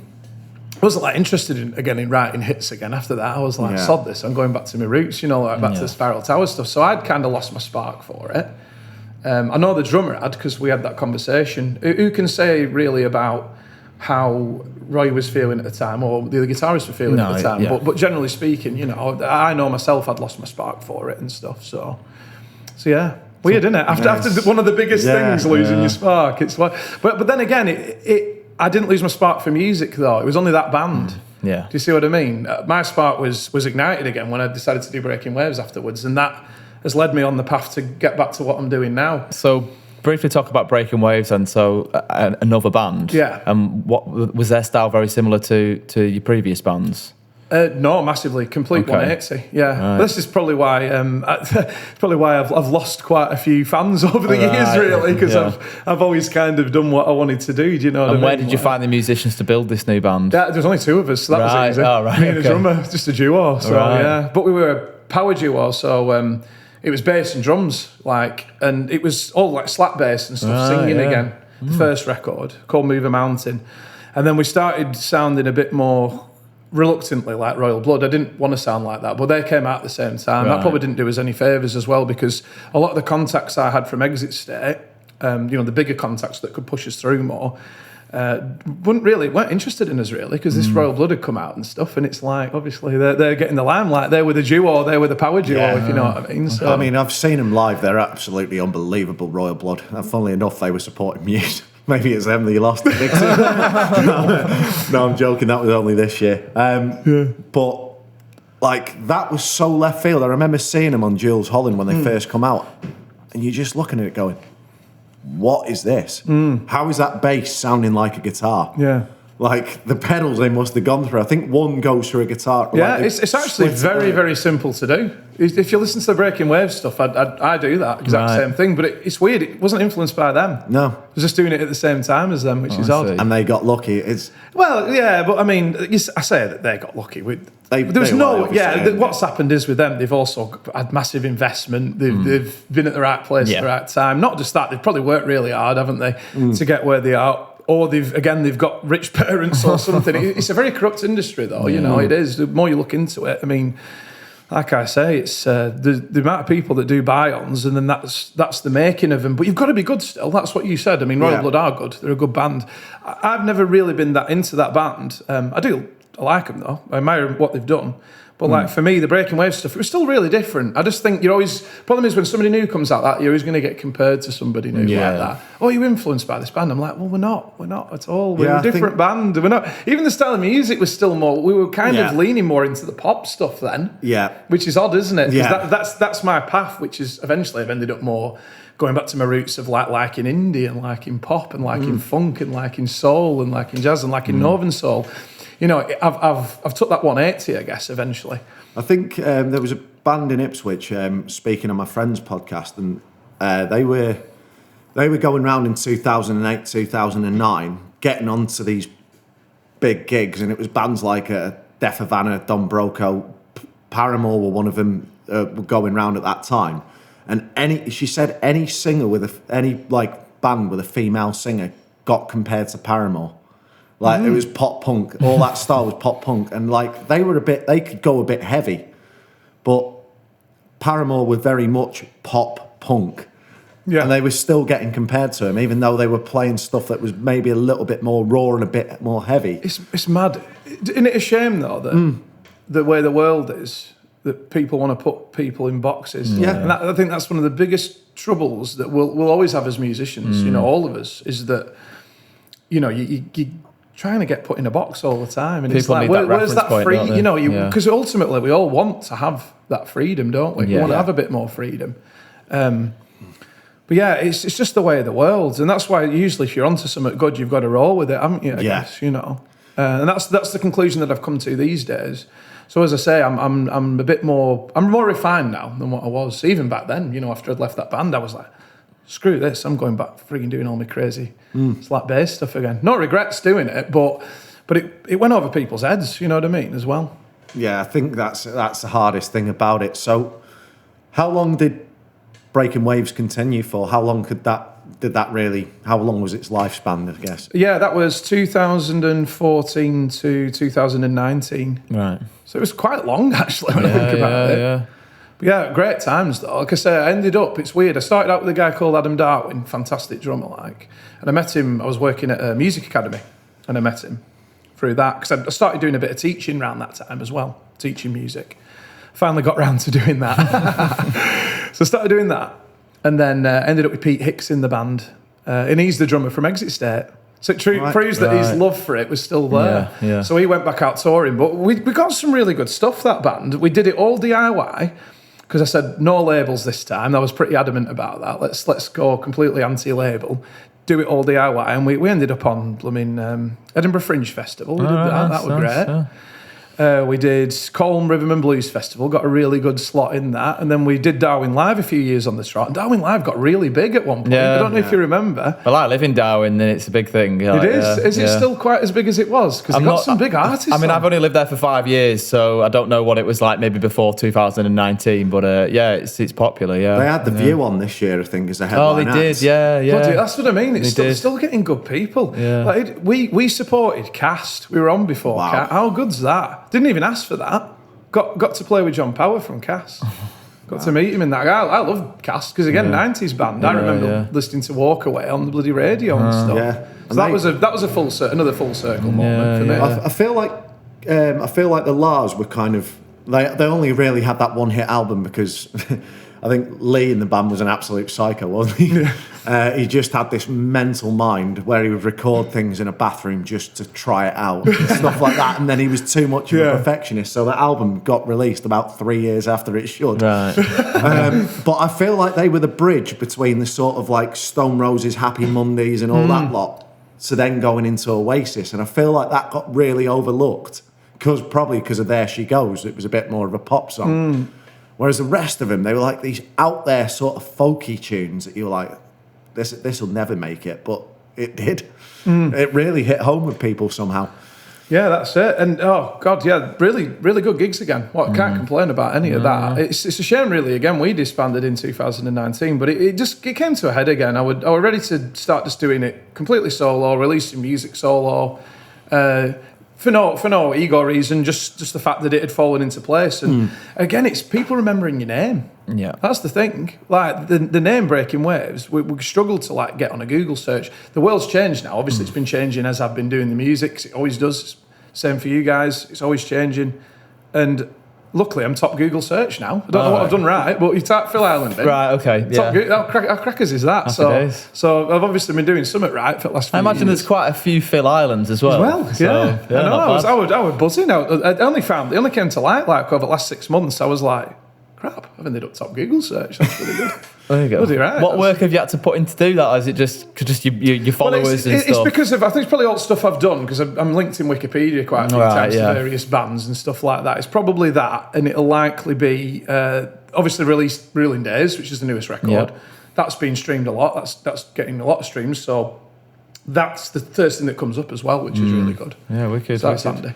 Just before, go on, Lee, go on. I was just going to say, I'd probably end up going to ask the same question. So obviously, you'd done Breaking Waves, which you said went a little bit more to the prog roots, slightly edging towards pop. How did it end up then going, right, I'm going to do solo, but I'm going to do more pop songs? Yeah, actually the second Breaking Waves album was more sort of hard rock. If you listen to it, it'd be more, you compare it to like Foo Fighters, and I started putting a bit of influence in from like Jamiroquai, who I really like, and Daft Punk.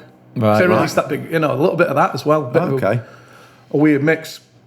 But I also decided to jump onto guitar. So instead of doing bass, I was splitting guitar into the bass frequency. So I flipped it on its head. So there was a bass in it, but there was only two of us. So I'd be playing bass lines on the guitar, looping them, and then putting the guitar parts over the top and singing. Yeah. And I just noticed the songs were just going more that way. I mean, it's likely because, as well, I was massively influenced by the fact I'd started playing acoustic in covers in pubs. So I'm playing more poppy tunes, and I'm seeing the reaction to these sort of songs. Some songs, as you know, lads, 3 chords. Yeah. But they're brilliant songs, and people love them. And I'm like, maybe I could simplify things a little bit. Maybe I've sometimes got a little bit overcomplicated for some people. I've gone over people's heads a little bit. So I just took a bit of a different road. I mean, I still love all the technical stuff. I still listen to it. But for me, it's like just trying something different again, really.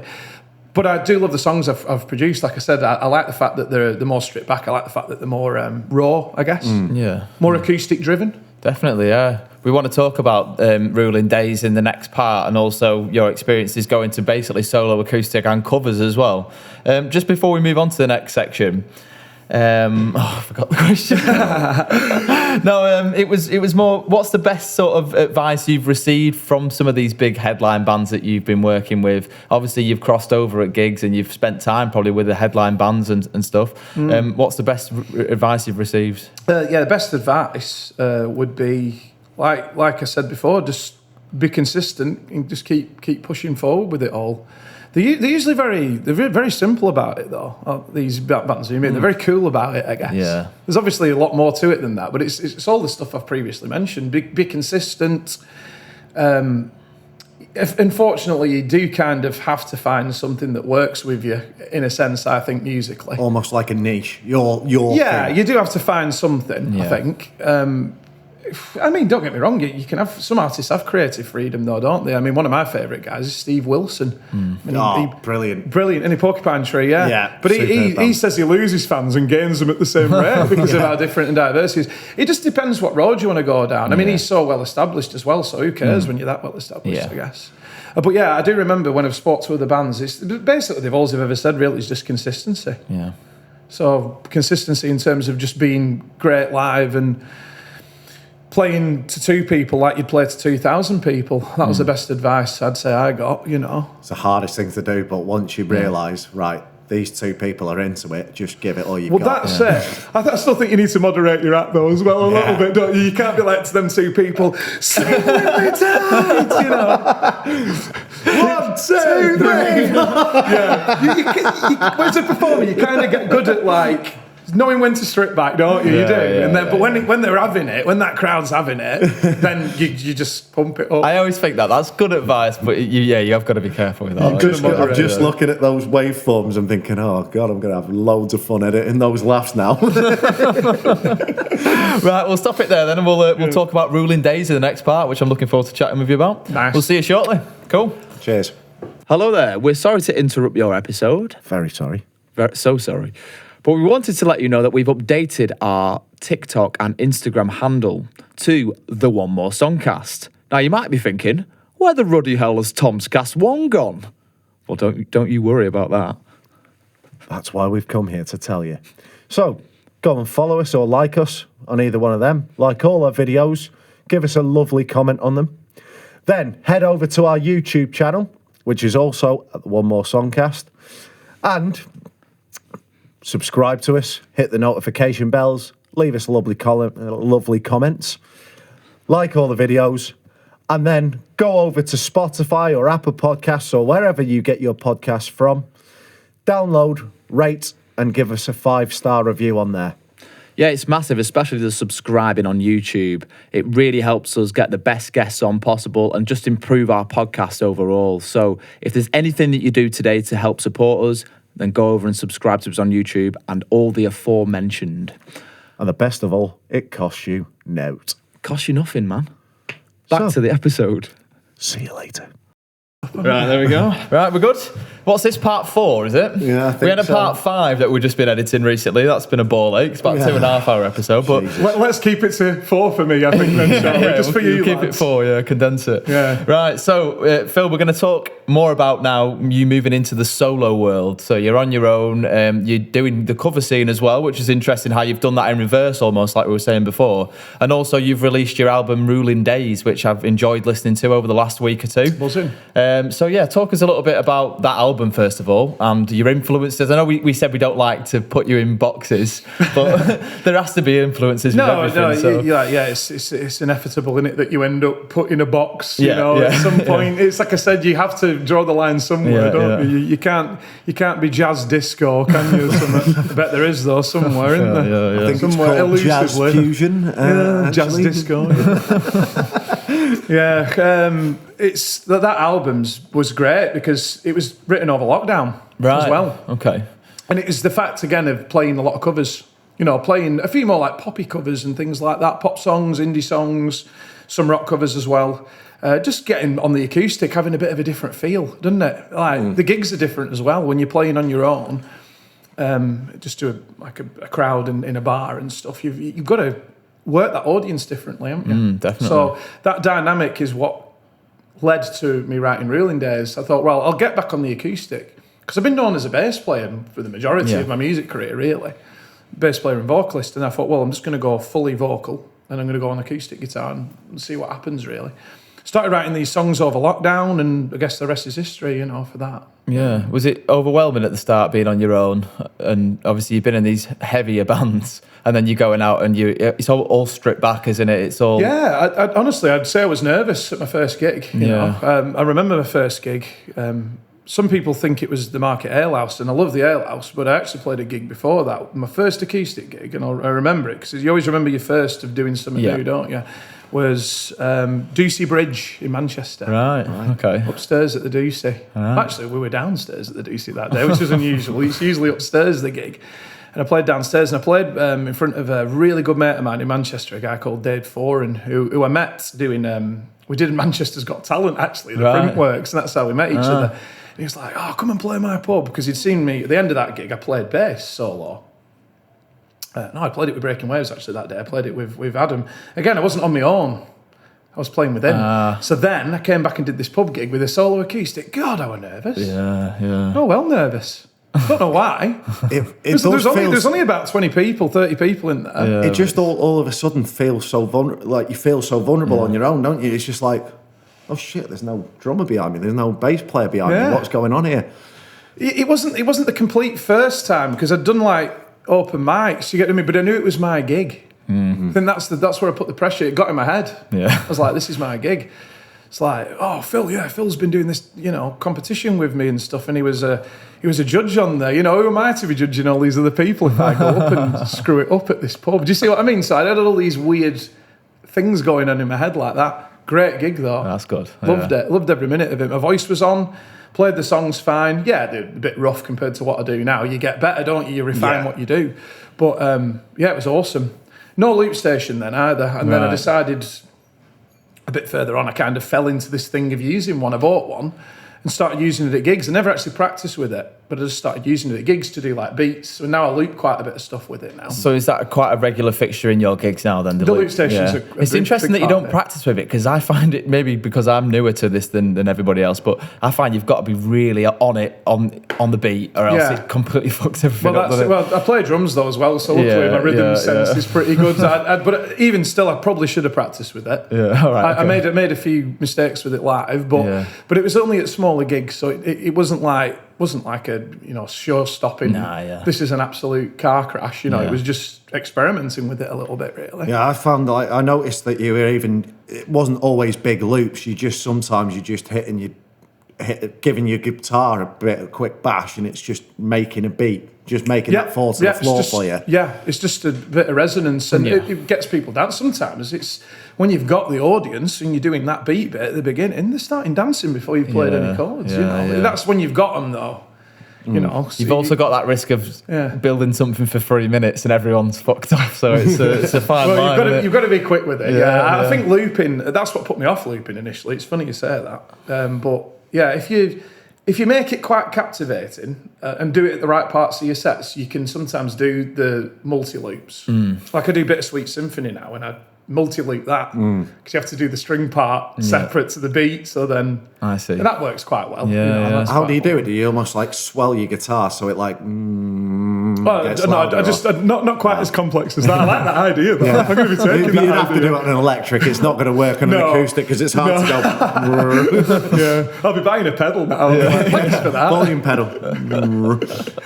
I picked that part. It sounds really nice though, because it's a different feel though, isn't it? When you're doing it acoustically, everything feels different, and I think that's really what highlighted it me for Ruling Days is that people, fill the gaps in sometimes. When they're hearing a song that they've heard so many times, you can play it with just a drum loop and a guitar, and if you're singing it really, really well, as long as the music sounds great, they do sort of. It just clicks with them, doesn't it? Yeah. Do you add in some of the tunes from Ruling Days into your acoustic gigs quite regularly? That's good then. Yeah. Every gig that isn't a private gig, there's going to be quite a few of my own tunes in there. And sometimes I feel like, am I running the risk of falling out with a place? Because some places are like, no, it's just strictly covers. Yeah. But what I've found is when I've been a sneaky git and put them in anyway, they've been fine with it because they go down just as well. Yeah. So what's the issue? Yeah, I'm sure you lads do it, don't you? Because I know you both write songs now. Well, I'm in the process of. I know you write Lee songs. Does, yeah. I've done it a couple of times, but I feel like I'm at the level where I'm not sort of as well known for that. So like, if I feel like they're really intensely listening, I'm just gonna go like, right, okay, I'm just gonna chuck one of my own songs in, and then they'll go, what? He writes songs. The White Bear have been really supportive actually because they put my music video on, which Luke kindly filmed and edited. Every time I go in there, they put my song over the speakers. Brilliant. That's sound of them. That's awesome, innit? They make a big effort of that. They do it with Connor Banks as well. So he'll go, oh, who do you think this is? And I go, oh, is that Connor Banks? And they make sure they play all the local artists on a playlist, don't they? So fantastic. Well, the favour play there, I'm sure they'll do the same with us. That'd be good. Yeah. But no, that is caring that's supporting the community, that isn't it, of musicians and that, and it gets people riled up. I mean, I've had it where people have played Ruling Days before one of my gigs. I know Guild Alehouse play me regularly there. Market Alehouse play my tunes all the time, and I'm on the playlist. So there's quite a few other places, so that's good as long as they're getting spun, and also because they're getting listened to all the time, it's still adding to your streams, isn't Definitely, it? yeah. So, you can't knock it, can you? Really? Yeah. So what's your favourite tune off Ruling Days then, do you reckon? And that's hard to say. or the most, I don't know, the most, what am I looking for? The most emotive to you, or the one that you, if you were to play a song off there? Well, the most emotive one's You Are the Sun, which was the last single, because that was written about the death of my grandparents, that one over COVID. That was a heavy song to write, that. I wrote that with a heavy heart, that one. Yeah. But my favourite one is probably Flying High, which is the first track. Good. Yeah, that's probably my favourite one. Cool. Probably the one that it was a bit, probably the left field track on the album that I got into of yours was Strut. So Brilliant. What made you just think, sorry, I'm going funky here. I'm going full on Jamiroquai. That's my funk influences coming out. That's all my loving Victor Wooten, and I really like Stevie Wonder. And things like that. So it was all that style. You mentioned it before, Prince as well. Prince, I really like Prince, so that was another influence there as well. Wicked. It almost didn't fit with the album, but you made it work because it was still in the same vocal style almost. But that funky riff. Cool, man. I love that, man. I'm really glad you like that tune. Well, that's one of the music videos as well that we shot. And we shot that at the Alehouse. So again, that was a community thing. People who come and watch us there, we just basically did a gig a bit earlier, shot some parts of the gig, and then amalgamated it into a music video. That's probably one of my favourite videos because it's got a lot of people in that I'm mates with as well, and I've come to care about through doing the music. So you're saying about all the previous experiences you've had with production and the lessons that you've learned. What have you done differently with this album in terms of production and marketing? And do you feel like you've done it all right or as well as you can do it this time round? If that makes sense. Yes and no. The songs I'm happy with. Yeah. The production is incredible, but we did actually decide to take a bit of a step back to make it sound rawer actually on this record. Okay. There's no melodyne on my vocals. I said I don't want any of that. So there's no auto-tune at all. So it's natural. Yeah. As natural as it can be. And also the mids are pushed a bit, and some of the bass frequencies were pushed down slightly to give it a bit more of a rounded 70s sound. Okay. Because the influence was Tango in the Night and Rumours by Fleetwood Mac. I said, I'd love to have an album that sounds like that because it's got like a bit of a sparkle to it. And I don't know if we quite captured it. Rob's done an incredible job with it, the producer. He can do anything. But it might just be down to the fact that there isn't as much female vocal in there. You'll notice there's a few tracks with Sherry Gears on, who's an incredible female vocalist. So that's probably my only slight regret of that album is that we went a little bit too retro on it. But then again, it is what it is now, isn't it? So you can't knock it. And that's me being really honest there, But moving forward, we're going back full production again because Rob Hobson did the Breaking Waves album and that is just flawlessly sounding that fantastic, He's the best producer I've worked with, by the way, the guy who produced the I'd recommend him to anybody, actually. So where's he based then? Is it? He's now based in York. Okay, yeah. But he's worth travelling. I'd travel to Moon to get a record done by him. It's not that far, is it? No. It's a couple of hours, but yeah. Yeah, the Moon's a bit further than a few hours. Well, but he's... Might have to get the train for that one. Might have to start building a rocket, Wallace and Gromit style, But it's a funny one because, he's amazing, Rob Hobson. He's incredible. But his studio, it's called Holm. It's Bradford way, just between Bradford and Leeds. I think it's on more of the outskirts of Bradford. And God, that's brilliant. That's where I've recorded my last 3 tracks. And I've not mentioned them yet. I've got some new music coming out next year as well. Okay. And again, we're going full production on that though, again, this time. Modern. We're going full modern this time. Right. It's because that's what people are used to hearing now as well. I did notice on Ruling Days, it's a different way of recording, isn't it? I couldn't quite pinpoint what it was, but like you say, it's a different way to maybe some of the production stuff I've heard from you. Yeah. Not in a bad way or a good way. I just noticed it was different. So you're saying it was more retro and deliberate. Deliberately done. Yeah, I think the thing that made it, I got when you said it was more of a 70s mix because the drum mix is quite dry. Nowadays, Yeah. they reverb everything, Yeah, compress everything. and it's the drums are the loudest thing in the recording, where it's not in back in the day. Right, that's interesting. Yeah. So you've almost stepped back from the effects, almost, and the reverb, and a little bit. I just wanted to do a really natural album. I'm playing them live on an acoustic, cool. Yeah. so I want it to sound. If anything, what's again another annoyance is I've got better at singing them songs now. That's because I've sung them more. Yeah. When I recorded that album was after lockdown. I weren't gigging. Yeah. Just gone in and sung them. Yeah, that's true. Yeah. So my voice has improved since then, really, because of going out gigging. What was it like writing music during lockdown? Was that just a brilliant time to your mind's obviously in so many different places during that time? Did you reflect on that period of time as a great time to write music, or was it a scattered time mentally, or Yeah, a bit of both, really. Yeah. Scattered, definitely. That's not maybe a bad thing either, No, is it? not really. No, I mean, I'd say that the music was the focus, if you know what I mean. That was the focus point, and it allowed me to sort of focus in a little bit. I must have wrote about 25 songs, so you're only hearing 10 of what was written, if you know what I mean. But I used to say I could have maybe thrown a few extra ones on there, but I'm happy with what I came out with. Definitely, yeah. There's definitely some great tunes on there. I think there's a consistency all the way through, which is cool, yeah. It's one of them, you grow into albums sometimes, and I'm listening through them and I'm growing into the songs as well, so it's good. Yeah, you've done a good job on that, man, so yeah, good stuff. I was just playing FIFA and COD during lockdown, so I didn't take advantage of lockdown too well. There's a part of me that, it got quite lucky with my band in COVID, because we were able to do like a lockdown live stream sort of thing. We did a watch party, just all got our phones out, and then that sort of got bookings off the back of that. But I didn't do that for myself, and that's one thing I kind of not regret, because I did pick up gigs and I was able to go full time after the lockdown. But you do think, what if I'd have just sat down and written a few more tunes? What could have happened? You do just wonder what happened there. Also, what I want to do is I do want to touch on that lockdown bit, because it was obviously a difficult time, particularly for people in the entertainment industry in general, like where you're not allowed to gig. You're probably thinking, where's my future in this?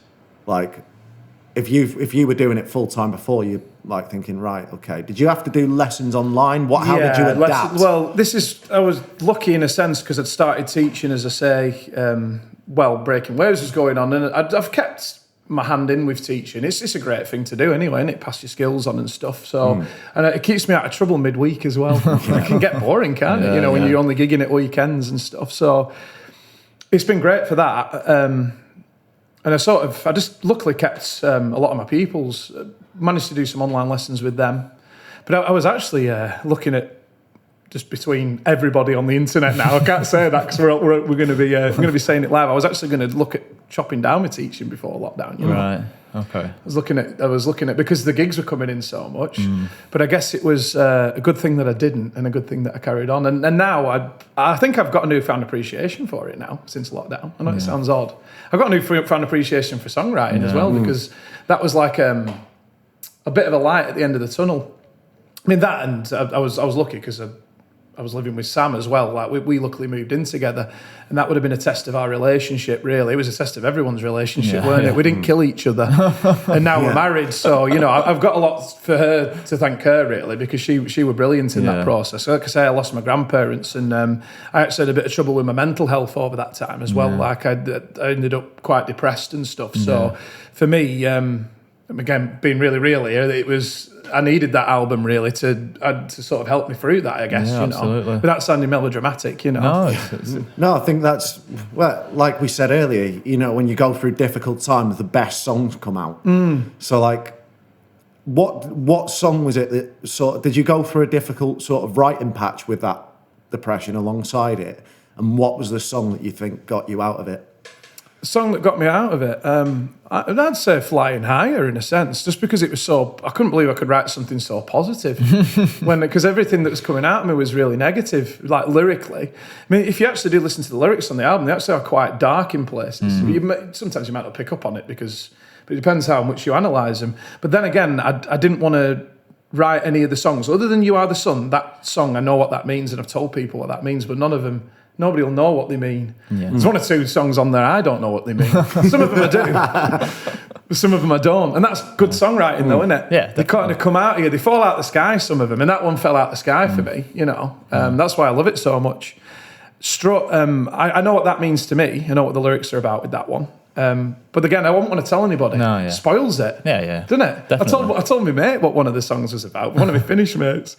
I have a song on there called Worth Your Weight in Gold, which is one that I played over lockdown. That got on the album because I think it got about 34,000 views or something on Facebook. I just posted this video of me playing and singing this original song. Yeah. People were saying, it's a great song. That should be like on the radio, blah, blah, blah. I thought, I need to bloody record that then. So that ended up on the album. Wow. That's the only reason that ended up on the album. Yeah. But again, that's that thing of experience, because if you'd have gone back to younger Phil, I'd have been like, I don't like that song that much. Yeah. Phil, it's got 34,000 views, you dickhead. That's what I'd do now. I'd go back and slap myself sometimes. Yeah. But it was that thing of, I'm an artist. But now I've hung that. I'm still an artist, but I've hung that up. I'm more happy to sort of, when you see opportunities, you've got to take them. It goes back to your point of what advice would you give, I guess. Yeah. It's that, take them when you know there's somebody, people will denote what is good to a certain degree. Yeah, I agree, yeah. To a certain degree, yeah. Yeah, I think if there's an album, generally most people could pick out what that, because always on an album there's one or two songs that are really pushed. And I think most of us could sit there, if you didn't know what that song was, you could go, right, well, it's them two, isn't it? And it is usually, isn't it? So they're not your tunes anymore. Once you've put them out in the world, they're not your tunes, are they? They're other people's tunes, That's the weird sort of thing. It's sort of like almost sending your child, when they're 18, innit, to university, innit? It's that analogy. I know it seems a bit of a flamboyant analogy, but it's true. They're not. They become other people's songs. They mean something to somebody else. Yeah. I had a really good one recently, and I want to mention this because this is the best thing that's happened to me all year. And I've had some good stuff happen recently. Like I said, I've been on this really big music festival, the Music in the Park and all that sort of stuff. Everybody said, is that the best thing that's happened to you recently with your release? It's not. There was a guy who had PTSD. Okay. And he listened to one of my songs called, it was Drown It Out. He said, that song helped me through having PTSD. He said, listening to your album, and that song particularly, he said, got me out of a really bad patch where I couldn't work and stuff like that. And I said, literally, you've actually made my year hearing that. Yeah, it is. Because it is the best thing ever, that, isn't it? Yeah, like, if any of your songs just happen to help someone or, like, make someone relate to an issue in their life, and it's just one person, that'll feel better than 30,000 people singing it back to you. Sometimes. Sometimes it does. Well, I say I got that at the same buzz as the playing Shepherd's Bush Empire and seeing all them people singing it. That was the same buzz, but in a different way. Well, I think it's because like them moments are quite not shallow, but once that event's done, people move on. Whereas with something like that, that's actually it's meant something to somebody. So it's a little bit more meaningful, I suppose. Well, it is. It's something that's meant something to me because that song to me obviously means something different than what it does to him. Because for him, it helped him with his PTSD. For me, I know why I wrote that song. That's another one lyrically. I know what I wrote it about, but again, I don't want to tell people because it spoils the song. Yeah, you want it to be universal, don't you, in some ways? Yeah, you want people to internalise it their way. I think Tool actually said they don't put lyric books in their albums because it doesn't matter if they interpret a song wrong. If they interpret a lyric wrong, it doesn't matter because that's what it means to them. Yeah, that's so cool. That's the way it should be, I think, yeah. But I'll tell you this other story quick as well. My friend from Finland, that song Worth Your Weight in Gold, I've gone down a different tree, haven't I? This is what we do on here. He rung us up and said, man, he goes, I love that song Worth Your Weight in Gold. I'm like, cool. I said, I told him what it was about because he's my mate, I don't like it anymore. He genuinely meant it. Right. I said, I thought it was about something else. Yeah. So that was a lesson learned there. I mean, I knew that anyway. Why I opened up and spoke to him about it. I think we were having a chat over lockdown. And it's after he'd seen that video, the one that I said kind of went semi-viral. He was like, man, that's a great song. And I was like, I told him what it was about. He was like, fuck that. That's literally what he said. The thing is, he won't be able to see that in his way anymore. It's like you've told him what it's about now, and that's it's like too when late. someone picks up on a random cock up in a film or something where they've production-wise absolutely ruined it. And once someone's told you about it, you can't unsee it then. It is. It's exactly spoils the same it for you. thing. You never look at the film the same way again. Oh, God, yeah. Yeah, I know exactly what you mean. Yeah, it botches it, doesn't it? You can never enjoy that scene ever again. So going forward for you now, Phil, you say you've got some new tunes on the way. What's your ambitions for the future? Obviously, you've done a lot, but there's plenty more to come, I imagine. I'm hoping so, yeah. So 100%. In terms of your covers gigs, how are you pushing on with that? And also with your new music, how are you pushing on with that as well? With the covers gigs, they're coming in thick and fast constantly. As I say, I play a lot of my originals. All the places I play now know that as well, because they even put it in the thing usually now, like Phil Owen's on, mix of covers and originals, so that's always good. Yeah. So they're supporting me in that way. With the music, again, we'll be digitally releasing it like the other album is, so it'll be on Spotify, Apple Music, YouTube. We're hoping to do some videos again. I'm thinking this time, though, with the videos, it'll probably be either the band playing them with me, because I've got a band now that goes out and does all this stuff as well. Because a lot of the songs are recorded that way, as you've noticed. They're more orchestrated, aren't they, some of them? So we're going to be doing that, and that's basically it, really. We're going to be pushing these new tunes. But the minute, I'm writing them in like blocks of 3, so we went and recorded 3 beginning of September. Right. So not all of them might not make the album. Only one might make the album. It's going to cost me a bit more money doing it this way, but I thought, why not? You know what I mean? I'm willing to do it because I love music. I love what I do. Yeah. I've got a separate account for all this sort of stuff. I run it all through my business now anyway, so I can just use that money that's sat there doing nothing from previous bands, selling CDs, T-shirts, blah, blah, blah. I can use that to reinvest in and try some stuff like this. Yeah. Record a few tunes, pick the best one, you know what I mean? And then put that on an album, I'm thinking, for the next set. But the style's slightly changed again. I was going to ask you about that, yeah. Yeah. So how should we leave that until it comes out?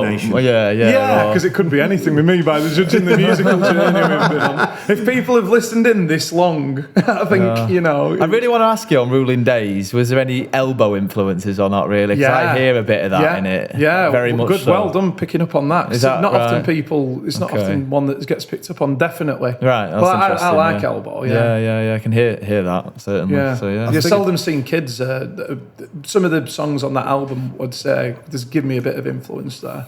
Yeah, that was a brilliant album, Seldom Seen Kid. I think everyone always locks onto, they're almost like a bit of a Coldplay band. People either love them or hate them, don't they? But I think, they both get a little bit too much flack. Because they seem to have done, particularly Coldplay have seemed to have done well in whatever genre they've gone for. An Elbow, for me, I watched the documentary on him, and they use really crap gear, or gear that producers absolutely hate, and done some brilliant stuff with that gear. And it's budget stuff. Yeah, I know what you mean, yeah. Right, we're coming to a close now. We're gonna do some of your live performances. Just a couple of quick fires before we do. Is there a particular band solo that you would recommend, obviously other than yourself, that's maybe in the more local music kind of thing? It's doing originals. Is anybody you'd recommend? I'm going to recommend you two. Oh, right. Thanks very much. You can't think of anybody that you would recommend that's writing tunes that you enjoy listening to? They don't even have to be from round here, as long as they're sort of more local scene, but it could be from anywhere, really, Well, there's a band I've always liked from Liverpool called The Lays that have never really got any... I've heard of them, yeah. Yeah, they're progressive, sort of stuff, but they're more like King Crimson sort of progressive. Right. Captain Beefheart, proper mad stuff. They're good. They're really, really good. People around here... there's quite a few people who support me around here that are cool, that I quite like. I think Connor Banks, he's starting to write a few of his own tunes and stuff. We've had him on, actually, last episode it was. He's a nice young guy. I mean, Just George, she's sound as well, I've obviously got a bit of history with teaching her and stuff like that. And very different style of music, though, now, what George is doing, isn't it? More the dance stuff, do what you want to do, I guess. She was performing all that at the Exton Beer Festival as well. Well, we've done a lot of... The reason I mention her as well is that we've done a lot of festivals and stuff together, especially around Leyland. She's quite popular around here. I'd say she's got herself more around there. She tends to do Leyland Festival quite a bit, and she's done a few of the light switch-ons that I've done. Usually she's a bit earlier on in the bill, but every year she gets a bit further up because she's doing better and better, I think. I bet it's nice to see one of your ex-students at that level now, or seeing the name pop up. Oh yeah, it's really sound, yeah. especially because she's a really sound girl as well, isn't she? Because you've had her on here. We've had her on, yeah. She's really, really nice person as well, yeah. Yeah, Luke and never met us, didn't know what to expect, but she really opened up, and I was glad about that because she's always like really chatty whenever you see her out and about. I knew she'd be like that. Yeah. I think it's a good thing that she's kept is that she's not tried to sort of shy away from how she is. She's quite, she's a northern lass, isn't she? Yeah. And she wears it on her sleeve, I think, which is a good thing. Definitely. I'm glad she's not sort of changed her attitude with that, Yeah. I'm trying to think of other people I like Kev Jameson, to get him on a bit. Will and Ben and stuff that play the Ale House. They're nice lads. There's quite a few people like that around here. Cool. So you're going to be performing a tune for us today. What's the tune you're going to be performing for us? And just give us a little bit. You don't have to explain the song too much, but just tell us a little bit about the song without telling us too much, Yeah, well, you already know I'm pretty aloof, aren't I? So I don't like people to know the lyrical because let them make their mind up. No, I'm going to do Flying High, the one that I mentioned today. I'm going to use my loop station probably as well. I might put the kick in. Okay, cool. Why not? I'll just do a little bit of that and a bit of an overdub chord, I think. But yeah, that song again, it's the light at the end of the tunnel. That song in a dark time. That's why I like that tune. Wicked. Well, you're going to be putting us to the test with the looper as well. We're looking forward to production. And you wanted me to do a cover as well, didn't you? You can do, or you can do another original. We'll see whatever you want to come up with. Yeah. Right. Cool. We'll see you shortly for the acoustic versions, which will probably be separate videos. So look forward to them coming out as well. And we'll see you soon. Cheers for coming on, Phil. Appreciate it. Nice one. It's been a good episode. That I really enjoyed the insight into many various parts of your career there. So we've gone right through, haven't we? We are. So I think Phil deserves a follow on his social media. Where can we find you, Phil? Yeah, well, like I said, either just type us in Google, Phil Ireland, and a lot of the social media will come up at the top of there anyway. Or just go on Phil Ireland Singer for Facebook, Phil Ireland Music for YouTube. Just Phil Ireland. There you go. There you go. Top search on Google. Self-promotion. Cheers. We'll see you again. Thank you very much. Cheers. Hi there. Thanks for making it to the end of our episode. You can also see our episode with Just George, or Georgia Locke as some of you may know her. Georgia talks about the struggles of being a woman in the industry, as well as a singing and DJing career. She's doing a great job. There's a reason it's got so many views. It's because she's great. So go and view that now, then hit that subscribe button. Cheers for watching.